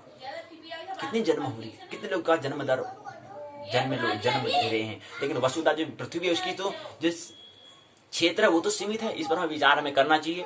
जनसंख्या के बारे में, पॉपुलेशन के बारे में थोड़ा विचार करना चाहिए। विचार करने का समय है, चिंतन करने का समय। जो चिंतन करने वाले व्यक्ति हैं उनके लिए चिंतन करना चाहिए। एक समय में था बुद्ध के जमाने में समय बात थी। 1970 में केवल 3.5 अरब लोग करीब रहते थे 1970 में, और 2020 में करीब 4 अरब लोग की जनसंख्या में वृद्धि हुई है। तो थोड़ा हमें विचार हमें करना है जनसंख्या पर। तो कुछ मुख्य प्रकरणों पर बात करनी, शिक्षा में क्रांति पर थोड़ा इस प्रकरण को और हम अच्छे से ले लेंगे। तो मैं मुख्य आज 28 दिवसीय ज्योतिष स्वरूप की जो 19वीं दिवस थी उसमें हमने 3 प्रसंगों पर हमने बात करी। पहले प्रसंग पर हमने बात किया, 2 प्रश्नों को हमने लिया। पहला प्रश्न था आत्मा जब शरीर को छोड़ती है, जब मृत्यु होती है, उसके बाद जो दूसरा शरीर धारण करती है, उसके मध्य में जो अंतराल होता है। प्रथम कोटि की आत्मा को कोई अंतराल नहीं होता है, तत्क्षण गर्भ मिल जाता है। लेकिन द्वितीय कोटि की जो आत्मा है, हिटलर या गांधी, उनको तत्क्षण गर्भ नहीं मिलता है, उनके समय में जो अंतराल हो जाता है। और उस समय की गणना हम इस पृथ्वी के सापेक्ष समय की हम गणना करते हैं, हमें ख्याल रहे। तथा उस जहां विचरण करती है उस वातावरण समय का हम अनुभव तो हम उसको जिक्र तो हम कर सकते हैं, लेकिन वो स्वप्नवत होता है, उसको समझने का हमने प्रयास, पहले प्रश्न का हमने यहाँ पर समझने का प्रयास किया। दूसरे प्रश्न में आत्मा का अपने मर्जी से जन्म लेना कहाँ तक स्वतंत्रता है और कहाँ शरीर को छोड़ना था मृत्यु लेने की स्वतंत्रता कहाँ तक है, इसको हम लेने का प्रयास किया। वहां पर हमें 2 सूत्रों में हमेशा ख्याल रखने हैं। ऐसी परतंत्रता जहां पर उसको हम स्वयं, जहां पर हम मालिक होते हैं, जहां पर हम स्वयं उसको चुन रहे होते हैं, तो ऐसी परतंत्रता भी क्या है, स्वतंत्रता कहलाती है। एक बात और समझने का हम प्रयास करें, ऐसी परतंत्रता जहां पर हम स्वयं मालिक होते हैं, हम स्वयं चुनते हैं, तो ऐसी परतंत्रता स्वतंत्रता कहलाती है। जब परतंत्रता को भी हम चुनते हैं, कहने का मतलब जब परतंत्रता को भी हम चुनते हैं, हमें क्या करना है, हमें जेल में हम जाएंगे, कारागृह में जाएंगे, ये हम खुद जब हम स्वयं चुनते हैं, तो ऐसी परतंत्रता को भी स्वयं हम चुनते हैं, तो ऐसी परतंत्रता स्वतंत्रता कहलाती है। और जब हम स्वतंत्रता को भी किसी के कहने पर, किसी के मर्जी से जबरन दिया जाता है, तो ऐसी स्वतंत्रता परतंत्रता कहलाती है। ये हमने समझने का प्रयास यहाँ पर किया। इसके बाद हम दूसरे चरण में प्रवेश करें। दूसरे चरण में हमने शिक्षा में क्रांति के बारे में संक्षिप्त में बात की, आगे आने वाले दिन में बात हम करेंगे। सम्मान, हमने कहा सभी व्यक्ति को सम्मान मिलना है, चाहे चपरासी हो उसको भी सम्मान करना है, सभी को समरूप हमें देना है, अहंकार की दौड़ हमें नहीं करनी है। और दूसरी बात हमने कहा कि प्रतिस्पर्धा, कंपटीशन, प्रतियोगिता, एम्बिशन, पहला नंबर आना, दूसरों को पीछे करके आगे बढ़ना, ये शब्दकोश विद्यार्थी जीवन में प्रतिस्पर्धा, प्रतियोगिता को शब्दकोश से निकाल देना है। विद्यार्थी जीवन में विद्यार्थी को सम्मान सभी का करना है। और हमने दूसरा कहा कि क्योंकि शिक्षा का संक्रमण कौन करता है, ट्रांसफॉर्मेशन कौन करता है शिक्षा में, शिक्षक के द्वारा होता है। तो शिक्षक को भी थोड़ा जागरूक रहना है, चिंतन करना है, विचार करना है, कहीं मेरा भी तो शोषण नहीं हो रहा है, इस पर शिक्षक को भी थोड़ा विचार कर लेना है। वो एक बहुत बड़ी जिम्मेदारी होती है शिक्षा में क्रांति, विकास को, डेवलपमेंट को लाने में शिक्षक की अहम भूमिका होती है। इसलिए शिक्षक को विचार करना कि कहीं मेरा भी तो शोषण नहीं हो रहा है, एक बार उसको चिंतन कर लेना चाहिए। तीसरा चरण था जनसंख्या की, हमने बात की। थोड़ा जनसंख्या पर हमें क्या है ना, गंभीर हमें होना है, विचार हमें करना है। प्रति व्यक्ति एक प्राण 4 सेकंड में करीब 10 लोग, यहाँ पर 10 लोगों का जन्म हो जाता है। 2 श्वास को छोड़ेंगे, श्वास को बाहर लेंगे तो 10 व्यक्ति का जन्म हो जाएगा। सोचो किस दर से यहाँ पर जनसंख्या बढ़ रही है, ये हमें ख्याल रखना चाहिए। एक समय में 1600 में केवल 50 करोड़ जनसंख्या थी, अब वर्तमान 2020 में 8 अरब 80 करोड़ के करीब जनसंख्या हो चुकी है। इसमें हमें थोड़ा विचार करना चाहिए। जो विचार करने वाले व्यक्ति हैं उनके लिए विचार करना अनिवार्य है। जो ब्राह्मण है, जिन्हें सोच करना है, चिंतन करना है, अध्ययन से मनन करना है, उनको विचार करना चाहिए। तो इसलिए हमको यहाँ पर प्रकरण रखा, विचार करें। आइए यहीं पर पाठशाला को विराम देते हैं। पाठशाला का पहले भाग को विराम देते हैं। पाठशाला के दूसरे भाग में है मनोचिकित्सा, उत्तराखंड मुक्त विश्वविद्यालय हल्द्वानी के स्नातक प्रथम वर्ष के द्वितीय प्रश्न पत्र, विषय है मनोविज्ञान को समझने का प्रयास कर रहे हैं। इसमें जो द्वितीय प्रश्न पत्र है उसका हम यहाँ पर साइकोपैथोलॉजी को, मनोविकृत विज्ञान को समझने का हम प्रयास कर रहे हैं। इसके अंतर्गत हमें 4 खंड को हमने समझ लिया है, 5वें खंड में प्रवेश करेंगे। पहले खंड को हमने समझने का प्रयास किया। पहले खंड में मनोविकृत विज्ञान और मन को हमने समझने का प्रयास किया कि साइकोपैथोलॉजी और माइंड क्या है। पहले खंड में ये हमने समझा। इसके अंतर्गत 3 इकाइयां थी। उसके बाद दूसरे खंड में असामान्य व्यवहार का अध्ययन, स्टडी ऑफ अबनॉर्मल बिहेवियर को हमने समझने का प्रयास दूसरे खंड में किया। इसके अंतर्गत भी 3 इकाइयां थी, जिसमें पहला, दूसरा, तीसरी इकाई स्वप्न विश्लेषण था, ड्रीम एनालिसिस हमें था। और उसके संबंध में हमने यहाँ पर स्वप्न किसे कहते हैं, ये थोड़ा हमने आज की पाठशाला में तो स्वप्न को समझने का प्रयास किया। स्वप्न है क्या? स्वप्न एक क्या है इसको समझने का हमने प्रयास किया। इसके बाद में तीसरे खंड में प्रयास हम करिए मनोविकृति विज्ञान और मानसिक मनोरचना को समझने का प्रयास में तृतीय खंड में किया था। चौथे खंड में मानसिक रोग को समझने का प्रयास किया। पांचवें खंड में आज की पाठशाला में आइए प्रवेश करें, उसका नाम है मनोचिकित्सा साइकोथेरेपी। अब साइकोथेरेपी और साइकोपैथोलॉजी और साइकोथेरेपी के बारे में, अर्थात मनोचिकित्सा और मनोविकृति, साइकोथेरेपी, मनोचिकित्सा, मनोविकृति, साइकोथेरेपी के बारे में हमें विचार करना है। इसको समझने में दोनों में क्या मतलब है। अर्थात जब हम मनोविकृति, अर्थात कहने का मतलब है मनोविकृति मतलब समस्या और मनोचिकित्सा मतलब समाधान। तो पहले हमें मन हमारा विकृत है या नहीं, पहले ये हमें ख्याल कर लेना है। ये आज के हम 7वें चरण में इसको समझने का प्रयास करेंगे, मनोविकृति और मनोचिकित्सा को। तो जब मन हमारा विकृत है, मन हमारा अस्वस्थ है, तब जाके उसका मनोचिकित्सा कर सकते हैं, साइकोथेरेपी हम कर सकते हैं, उसकी चिकित्सा कर सकते हैं, उसका उपचार हम कर सकते हैं। अगर हमको यही पता नहीं कि हमारे मन भी रुग्ण है, अगर हम यही ख्याल नहीं तो कहां से करेंगे मनोचिकित्सा। ख्याल रहना चाहिए।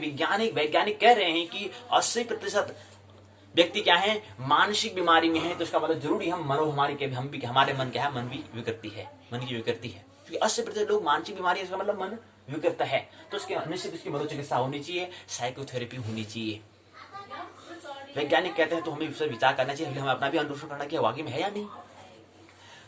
तो खंड 5 में मनोचिकित्सा साइकोथेरेपी को समझने का प्रयास करेंगे। पहली इकाई, एक ही इकाई की बात करेंगे, उसका नाम रहेगा कि मनोचिकित्सा का प्रकृति क्या है, इसका नेचर क्या है, इसका महत्व क्या है, इंपोर्टेंस क्या है। इस पर हम 2 बातों पर बात करेंगे। पहले चरण में प्रस्तावना, दूसरे में उद्देश्य, तीसरे में मनोचिकित्सा के 2 स्वरूप, अर्थ और परिभाषा, 3 इसके भाग होंगे। परिभाषा के 3 चरण यहाँ पर दिए गए हैं, उसको समझने का प्रयास करेंगे। उसके बाद चौथे चरण में मनोचिकित्सा का महत्व क्या है, उसका लक्ष्य क्या है, इसको समझने का प्रयास। इसके भाग रहेंगे 1, 2, 3, 4, 5, 6, 7, 8, 9, 2, 2, 4, 2, 6, 2, 8, 9 इसके भाग होंगे। मनोचिकित्सा का महत्व क्या है, इंपोर्टेंस क्या है और उसका लक्ष्य गोल क्या है, इसके अंदर हमें 9 बातों पर बात करनी है। उसके बाद 5वें चरण में चरण क्या है, मनोचिकित्सा के चरण क्या है, स्टेप्स क्या है, इसको समझने का प्रयास में 2, 2, 4, 5 चरण, उसको 5 उसके भाग हैं। इन चरणों को समझने का प्रयास मनोचिकित्सा के स्टेप्स क्या है। उसके बाद हम छठे में सारांश व 3 दीर्घोत्तरी प्रश्न होंगे। और उससे पहले हम उसके बाद हम 7वें चरण को समझ लेंगे कि मनोचिकित्सा और मनोविकृति, साइकोथेरेपी और साइकोपैथोलॉजी में क्या अंतर है, इसको समझने का हम प्रयास अंतिम चरण में करेंगे। फिर पाठशाला को विराम देंगे, अपनी बात को पूर्ण कर देंगे। आइए उत्तराखंड मुक्त विश्वविद्यालय की पुस्तक है उसके माध्यम से समझने का हम प्रयास करें। मनोचिकित्सा के प्रकृति और महत्व 5वां खंड के अंदर पहली इकाई है।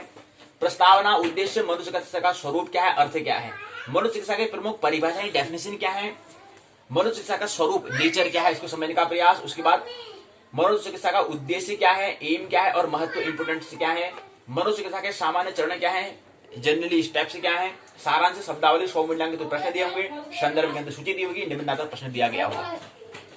प्रस्तावना, उद्देश्य यहाँ पर दिया गया है।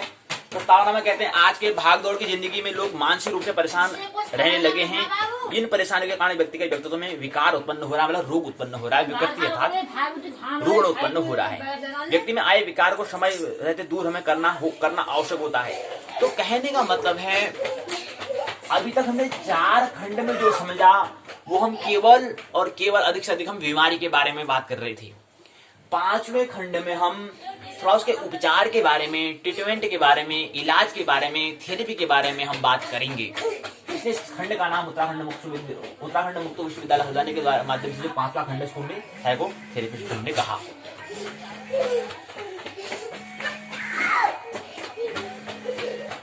अब यहाँ पर क्या है, इसको हमें समझना है। तो यहाँ पर हम मनोचिकित्सा के बारे में, मन की कैसा इलाज, कैसे उपचार करना, इसके बारे में समझने का प्रयास हम कर रहे हैं। तो उसका कैसे इसका इलाज हमें करना है, इसके लिए हमें पहले हमने 4 खंड में हमने रोग को देख लिया है, कैसा रोग होता है। अब उसके उपचार की हम बात कर लें। अंतिम जो 2 इकाइयां हैं, अंतिम 2 खंड के अंदर आने वाली जो इकाइयां हैं उस पर हम बात करेंगे।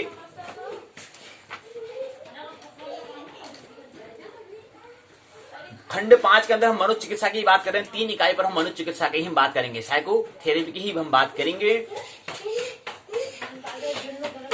5वें खंड में उपचार के बारे में बताया गया है, साइकोथेरेपी के बारे में बताया गया है। तो आज हम उपचार के बारे में ट्रीटमेंट के बारे में, इलाज जो है उसका कैसे उपचार होता है, जो बीमारी, जो रोग है, जो डायबिटीज है, डाइजेस्ट का कैसे उपचार होता है, रोग का कैसे उपचार होता है, उसको समझना है। उससे पहले हमने समझा कि हम बीमार हैं। अब बीमारी हमें समझ में आ चुकी है, अर्थात बीमारी मतलब समस्या, प्रॉब्लम क्या है। प्रॉब्लम को सॉल्व करने से पहले हमें ख्याल लेना चाहिए उसकी समस्या क्या है, उस पर हमें विचार पहले करना चाहिए कि समस्या है क्या। तो समस्या हमें समझ में आ गई तो समाधान करने में ज्यादा समय नहीं लगता है। इसलिए 4 खंडों में हमने समस्या क्या है, प्रॉब्लम क्या है, इसको समझने का प्रयास किया। अब प्रॉब्लम को सॉल्व करने का प्रयास अब हम करेंगे 5वें खंड में। मनोचिकित्सा चिकित्सा के प्रकृति महत्व हमने कहा, तो इसमें ये बताया उद्देश्य यहाँ पर दिया गया है। उद्देश्य 1, 2, 3 उद्देश्य यहाँ पर दिए गए हैं। उसके बाद फिर स्वरूप और उसका अर्थ क्या होता है बताया कि किसी अस्वस्थ व्यक्ति का, अब इसका स्वरूप क्या है, किसी अस्वस्थ व्यक्ति को औषधि या शल्य आदि प्रवृत्ति से पुनः स्वस्थ बनाने की उपचार को ही चिकित्सा कहते हैं। ये इसका स्वरूप बताने का प्रयास यहाँ पर किया गया। उस परिभाषा को डेफिनेशन यहाँ पर दी गई है।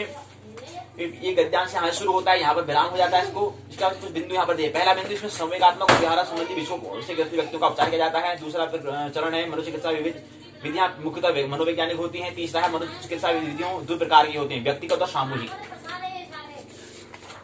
इसके क्रम में अगला क्रम आता है मित्र रोटर कुछ बताते हैं, अपना निटजील बताते हैं, कुछ परिभाषा अपने हिसाब से देते हैं। मित्र जो है बर्नस्टीन देते हैं, मिलिक देते हैं, 1991 में अपनी परिभाषा देते हैं कि मनोचिकित्सा क्या है, उसकी परिभाषा डेफिनेशन बताते हैं। फिर आता है कि स्वरूप क्या है। स्वरूप के लिए इसके अंदर कुछ 3 मौलिक बातें होती हैं। पहला होता है सहयोगी, दूसरा यहाँ से गद्यांश शुरू होता है, यहाँ पर इसका विराम दे देते हैं। दूसरा इसका पहलू है चिकित्सीय संबंधन। चिकित्सीय संबंध कैसा है, रिलेशन कैसा है, संबंध कैसा है, यहाँ से होता है, यहाँ से गद्यांश शुरू होता है, यहाँ पर पूर्ण हो जाता है। उसके बाद तीसरा है मनोचिकित्सा की प्रविधि क्या है। कई प्रविधियां, कई पद्धतियां दी गई हैं, उसमें प्रमुख जो है 3-4 पद्धतियां दी हैं। पहले सूझ का उत्पन्न करना, सूझ समझ अंडरस्टैंडिंग। दूसरा सामूहिक अशांति को कम करना, नई सूचना देना। चौथा है परिवर्तन के लिए उम्मीद और विश्वास विकसित करना। इसके बाद अगला स्वरूप आता है कि मनोचिकित्सा जो साइकोथेरेपी है उसका उद्देश्य क्या है, उसका एम क्या है, उसका महत्व इंपोर्टेंस क्या है, इस पर बात करेंगे। आधुनिक युग में मनुष्य ने अपने बाहर के संचार के प्रति अधिक से अधिक मात्रा में ज्ञान अर्जित किया है। अभी हमने बात की थी शिक्षा में क्रांति की, हमने बात की थी। तो शिक्षा के क्रांति में हमने कहा कि हम भौतिक पदार्थ को, जब किसी बच्चे ने किसी, इससे पहले ये पिता ने जो काम किया था भौतिक तल पर, जैसे उदाहरण के लिए भवन था, 1 मंजिला बनाया था, उसको 2 मंजिला बना दिया, तो पिता बहुत प्रसन्न होते हैं, क्या विकास किया है बेटे ने, क्योंकि मैं 1 ही मंजिला बनाया पाया था, मैं साइकिल ही खरीद पाया था, तूने बाइक खरीदी, तूने कार खरीदी, अर्थात तूने विकास किया।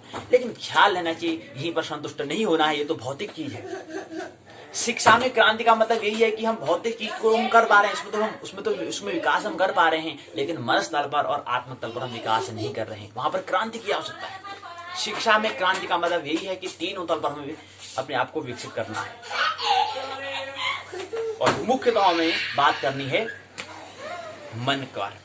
शिक्षा, मन और धर्म, शिक्षा और धर्म मन के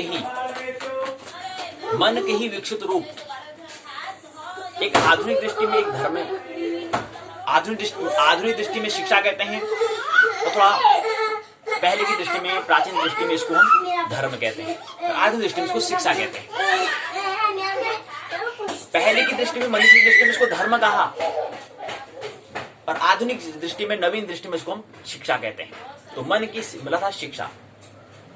तो क्रांति के लिए हमें यह ख्याल रखना है। तो कह रहे हैं कि भौतिक चीज जो हम ले पा रहे हैं, वास्तविक ठीक है, भौतिक जो प्राथमिक चरण है, पहले तो प्रारंभ हम उनसे करना है, लेकिन इसी को ही इकट्ठा करने में, संग्रह करने में, पूरा जीवन यापन हमें नहीं करना है। कुछ समय ऐसा करना, समय का विभाजन करना है, कुछ समय तो हमें क्या करना है, भौतिक पदार्थ लेना है, उसके बाद हमें उसको क्या है, संन्यास लेना है। लेकिन नहीं, एक हिंदू धर्म में जन्म लेने वाला व्यक्ति, हिंदू धर्म में जो धर्म है उसमें जन्म लेता है, तो गीता से आगे वो मनस तल पर जो गीता है, जो हम कह रहे हैं मनस शास्त्र, उससे आगे उसमें विकास नहीं कर पाता है। भवन तो बना लिया, समझ लो कि उन्हें घर में था, पिताजी ने 1 मंजिला बनाया था, उसको 2 मंजिला उसने बना दिया है। साइकिल था, बाइक ली, कार ले ली, उसने भौतिक पदार्थों में भी तो उसने विकास किया, डेवलपमेंट किया। लेकिन मनस्तल पर गीता से आगे कुछ नया काव्य का जन्म देना वो नहीं कर पाया और अपने अंतस में प्रेम ध्यान इत्यादि का अनुभव नहीं कर पाया। तो ये हम शिक्षा में क्रांति का मतलब कहने का मतलब है कि तीनों तल पर कैसे मुख्य जो 3 तल है उसको विकास डेवलपमेंट में करना, विकसित में करना। तो मनस का हम उपचार क्यों 80% वैज्ञानिक कहते हैं कि 80% मानसिक हम रोग हैं, क्यों इसका उपचार क्यों नहीं कर पाते हैं? 80% व्यक्ति लोग कह रहे हैं कि मानसिक डाइजेसिस मानसिक रुग्ण है, मेंटली डाइजेसिस है। वो 80 को हम कम क्यों नहीं कर पा रहे हैं? बढ़ाते जा रहे हैं, 82 बढ़ाते जा रहे हैं, उसको कम क्यों नहीं कर रहे हैं? एक ही कारण है, भौतिक दृष्टि हमारी ज्यादा है। सोचते हैं कि भौतिक जो चीज हम इकट्ठा कर लेंगे उससे मन शांत हो जाएगा, मन का दुख दूर हो जाएगा। कहाँ होता है? तो साइकोथेरेपी में जो बात हम यहाँ पर कर रहे हैं, साइकोथेरेपी में जो बात कर रहे हैं, मनोचिकित्सा, मन की चिकित्सा की, उपचार की, थेरेपी की, ट्रीटमेंट की हम जो बात कर रहे हैं, उसमें यही बात हमें ख्याल रखना है कि भौतिक से थोड़ा उठना है।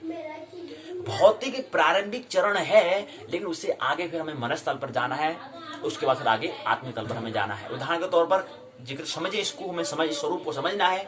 किसी व्यक्ति को अगर भूख लगी है तो पहले इसको भोजन करना है, प्राथमिक शारीरिक जरूरत पूरी करनी है, भौतिक चीज को लेना है।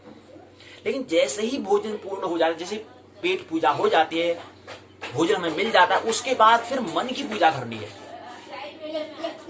मन की आवश्यकता को पूर्ण करनी है। और जैसे ही मन की आवश्यकता पूर्ण हो जाती है उसके बाद फिर आत्मिक एक ही तल पर काम बनने वाला नहीं है। और शारीरिक को फिर हमें मनस पर नहीं जोड़ना है, मनस को हमें फिर आत्मिक को जैसे इसको जोड़ना नहीं है। नहीं तो हम जो हमारी मानसिक बीमारी है उसको आत्मिक में जोड़ देते हैं। तो आत्मिक बीमारी बहुत कम हो पाती है हमें। 80% व्यक्ति क्या है मानसिक रोग है, 18% व्यक्ति क्या है शारीरिक रुग्ण है, 1 या 2% व्यक्ति क्या है आत्मिक रुग्ण है, जो आत्मा मतलब आत्मा से आगे छलांग लगाना चाहते हैं ब्रह्म में। 1 या 2 व्यक्ति है। तो साइकोथेरेपी उपचार में यही विचार हमें करना है कि भौतिक से आगे, भौतिक चीज से हमें जो मन से हमें जो मन की शांति, जो मन का जो स्वस्थ जो होता है वो भौतिक चीज से स्वस्थ नहीं हो सकता है। उसके लिए कुछ अलग हमें उपचार करना पड़ेगा। उसके लिए हमें शिक्षा पर, और फिर मन को शांत करना तो उसमें गुरु के पास जाना पड़ेगा। कुछ ऐसा अनुभव, ऐसा फीलिंग, प्रेम पर जाना पड़ेगा, प्रेम का अनुभव हमें करना पड़ेगा, ध्यान का हमें अनुभव करना पड़ेगा। और ज्यादा ही फिर अगर हमें जाना है आत्मिक तल पर जाना तो वहाँ पर ध्यान के बाद आगे, ध्यान के बाद भक्ति में इत्यादि में वहाँ पर प्रवेश करना है। तो वहाँ जाकर हम ये आगे भी यात्रा हमें करनी होगी। भौतिक ही पर हम ऐसा नहीं हमें रहना है। तो शिक्षा में क्रांति जो मुख्य है यही क्रांति है, तीनों तल पर कैसे विकसित हो। और दूसरा प्रतिस्पर्धा, प्रतियोगिता नहीं, सफलता पर, सक्सेस पर, सफल हुआ तो असफल हो जाएगा। तो इसलिए सफल हमें क्रांति में सफल व्यक्ति चाहिए। तो उद्देश्य इसका क्या है और महत्व क्या है, एम और इम्पोर्टेंस क्या है, इस पर हम बात करेंगे। इसके अंदर कुछ 2-3 बातें यहाँ पर बताई हैं। अलग मित्र, स्व से बढ़ती हुई दूरी मनुष्य की दुश्चिंता तथा उसमें उत्पन्न होने वाली विभिन्न असामान्यताओं की मूल कारण है। आज के मानव को न तो अपना होश है, नहीं इतना अवेयरनेस है, जागरूक है, नहीं अपनी मंजिल का ही, नहीं उसका अपना ध्येय पता है, उसका उद्देश्य पता नहीं उसको। वह दिशा के अभाव में इधर उधर भटक रहा है, दूसरे का अनुरूप बन जाना चाहता है।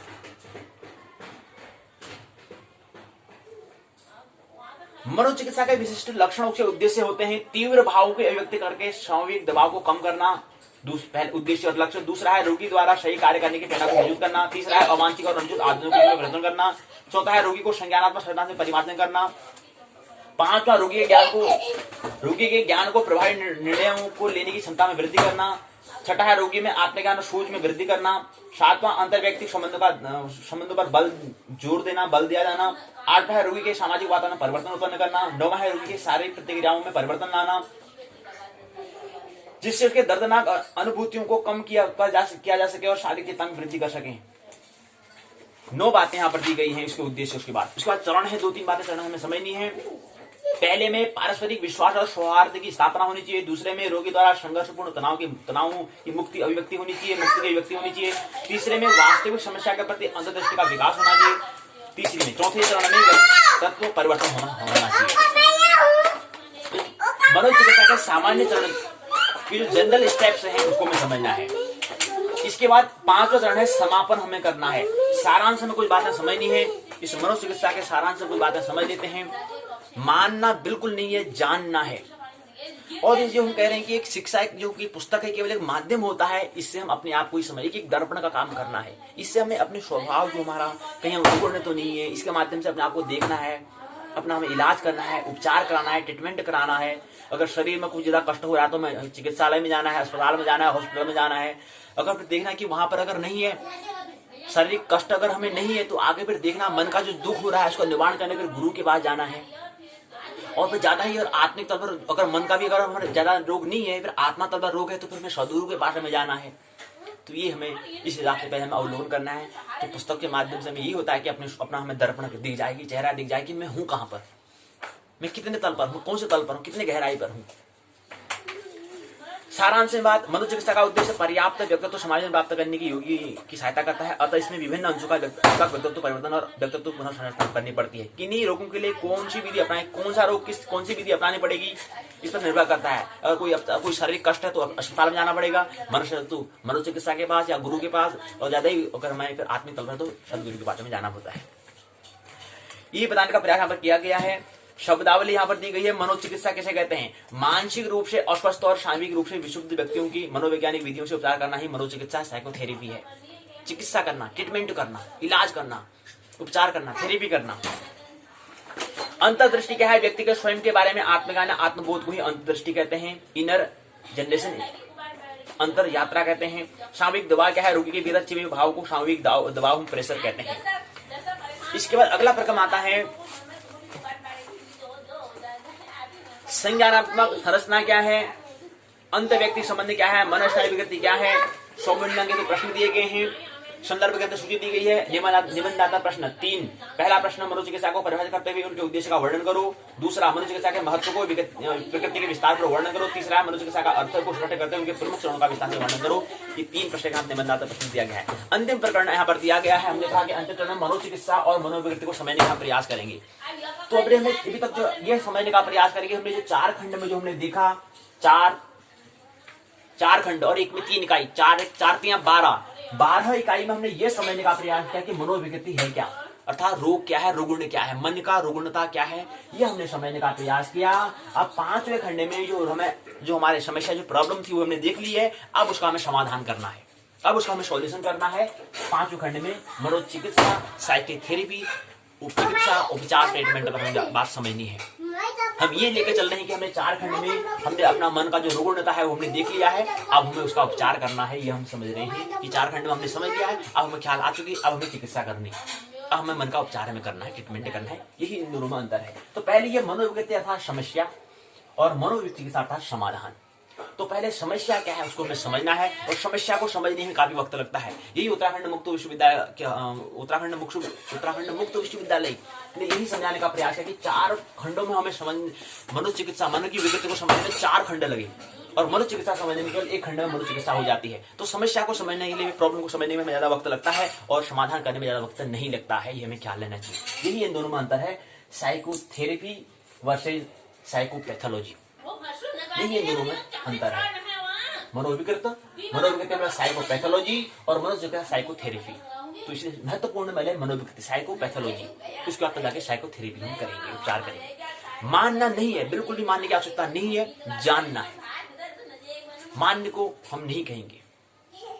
मानने, चिंतन करने वाला व्यक्ति जो है उसके लिए मानना को छोड़ना पड़ेगा, जानना पड़ेगा, आलस्य परमात्मा को भगाना पड़ेगा। मानना नहीं है, जानना है, आनंद महोत्सवपूर्वक जीवन जीना है जो हमारा स्वभाव है। मेरी बातों को इतने प्रेम पूर्वक शांति पूर्वक सुना, बहुत बहुत अनुग्रहित हूं। अंत में सबके भीतर बैठे हुए परमात्मा को प्रणाम करता हूं। मेरा प्रणाम स्वीकार करें।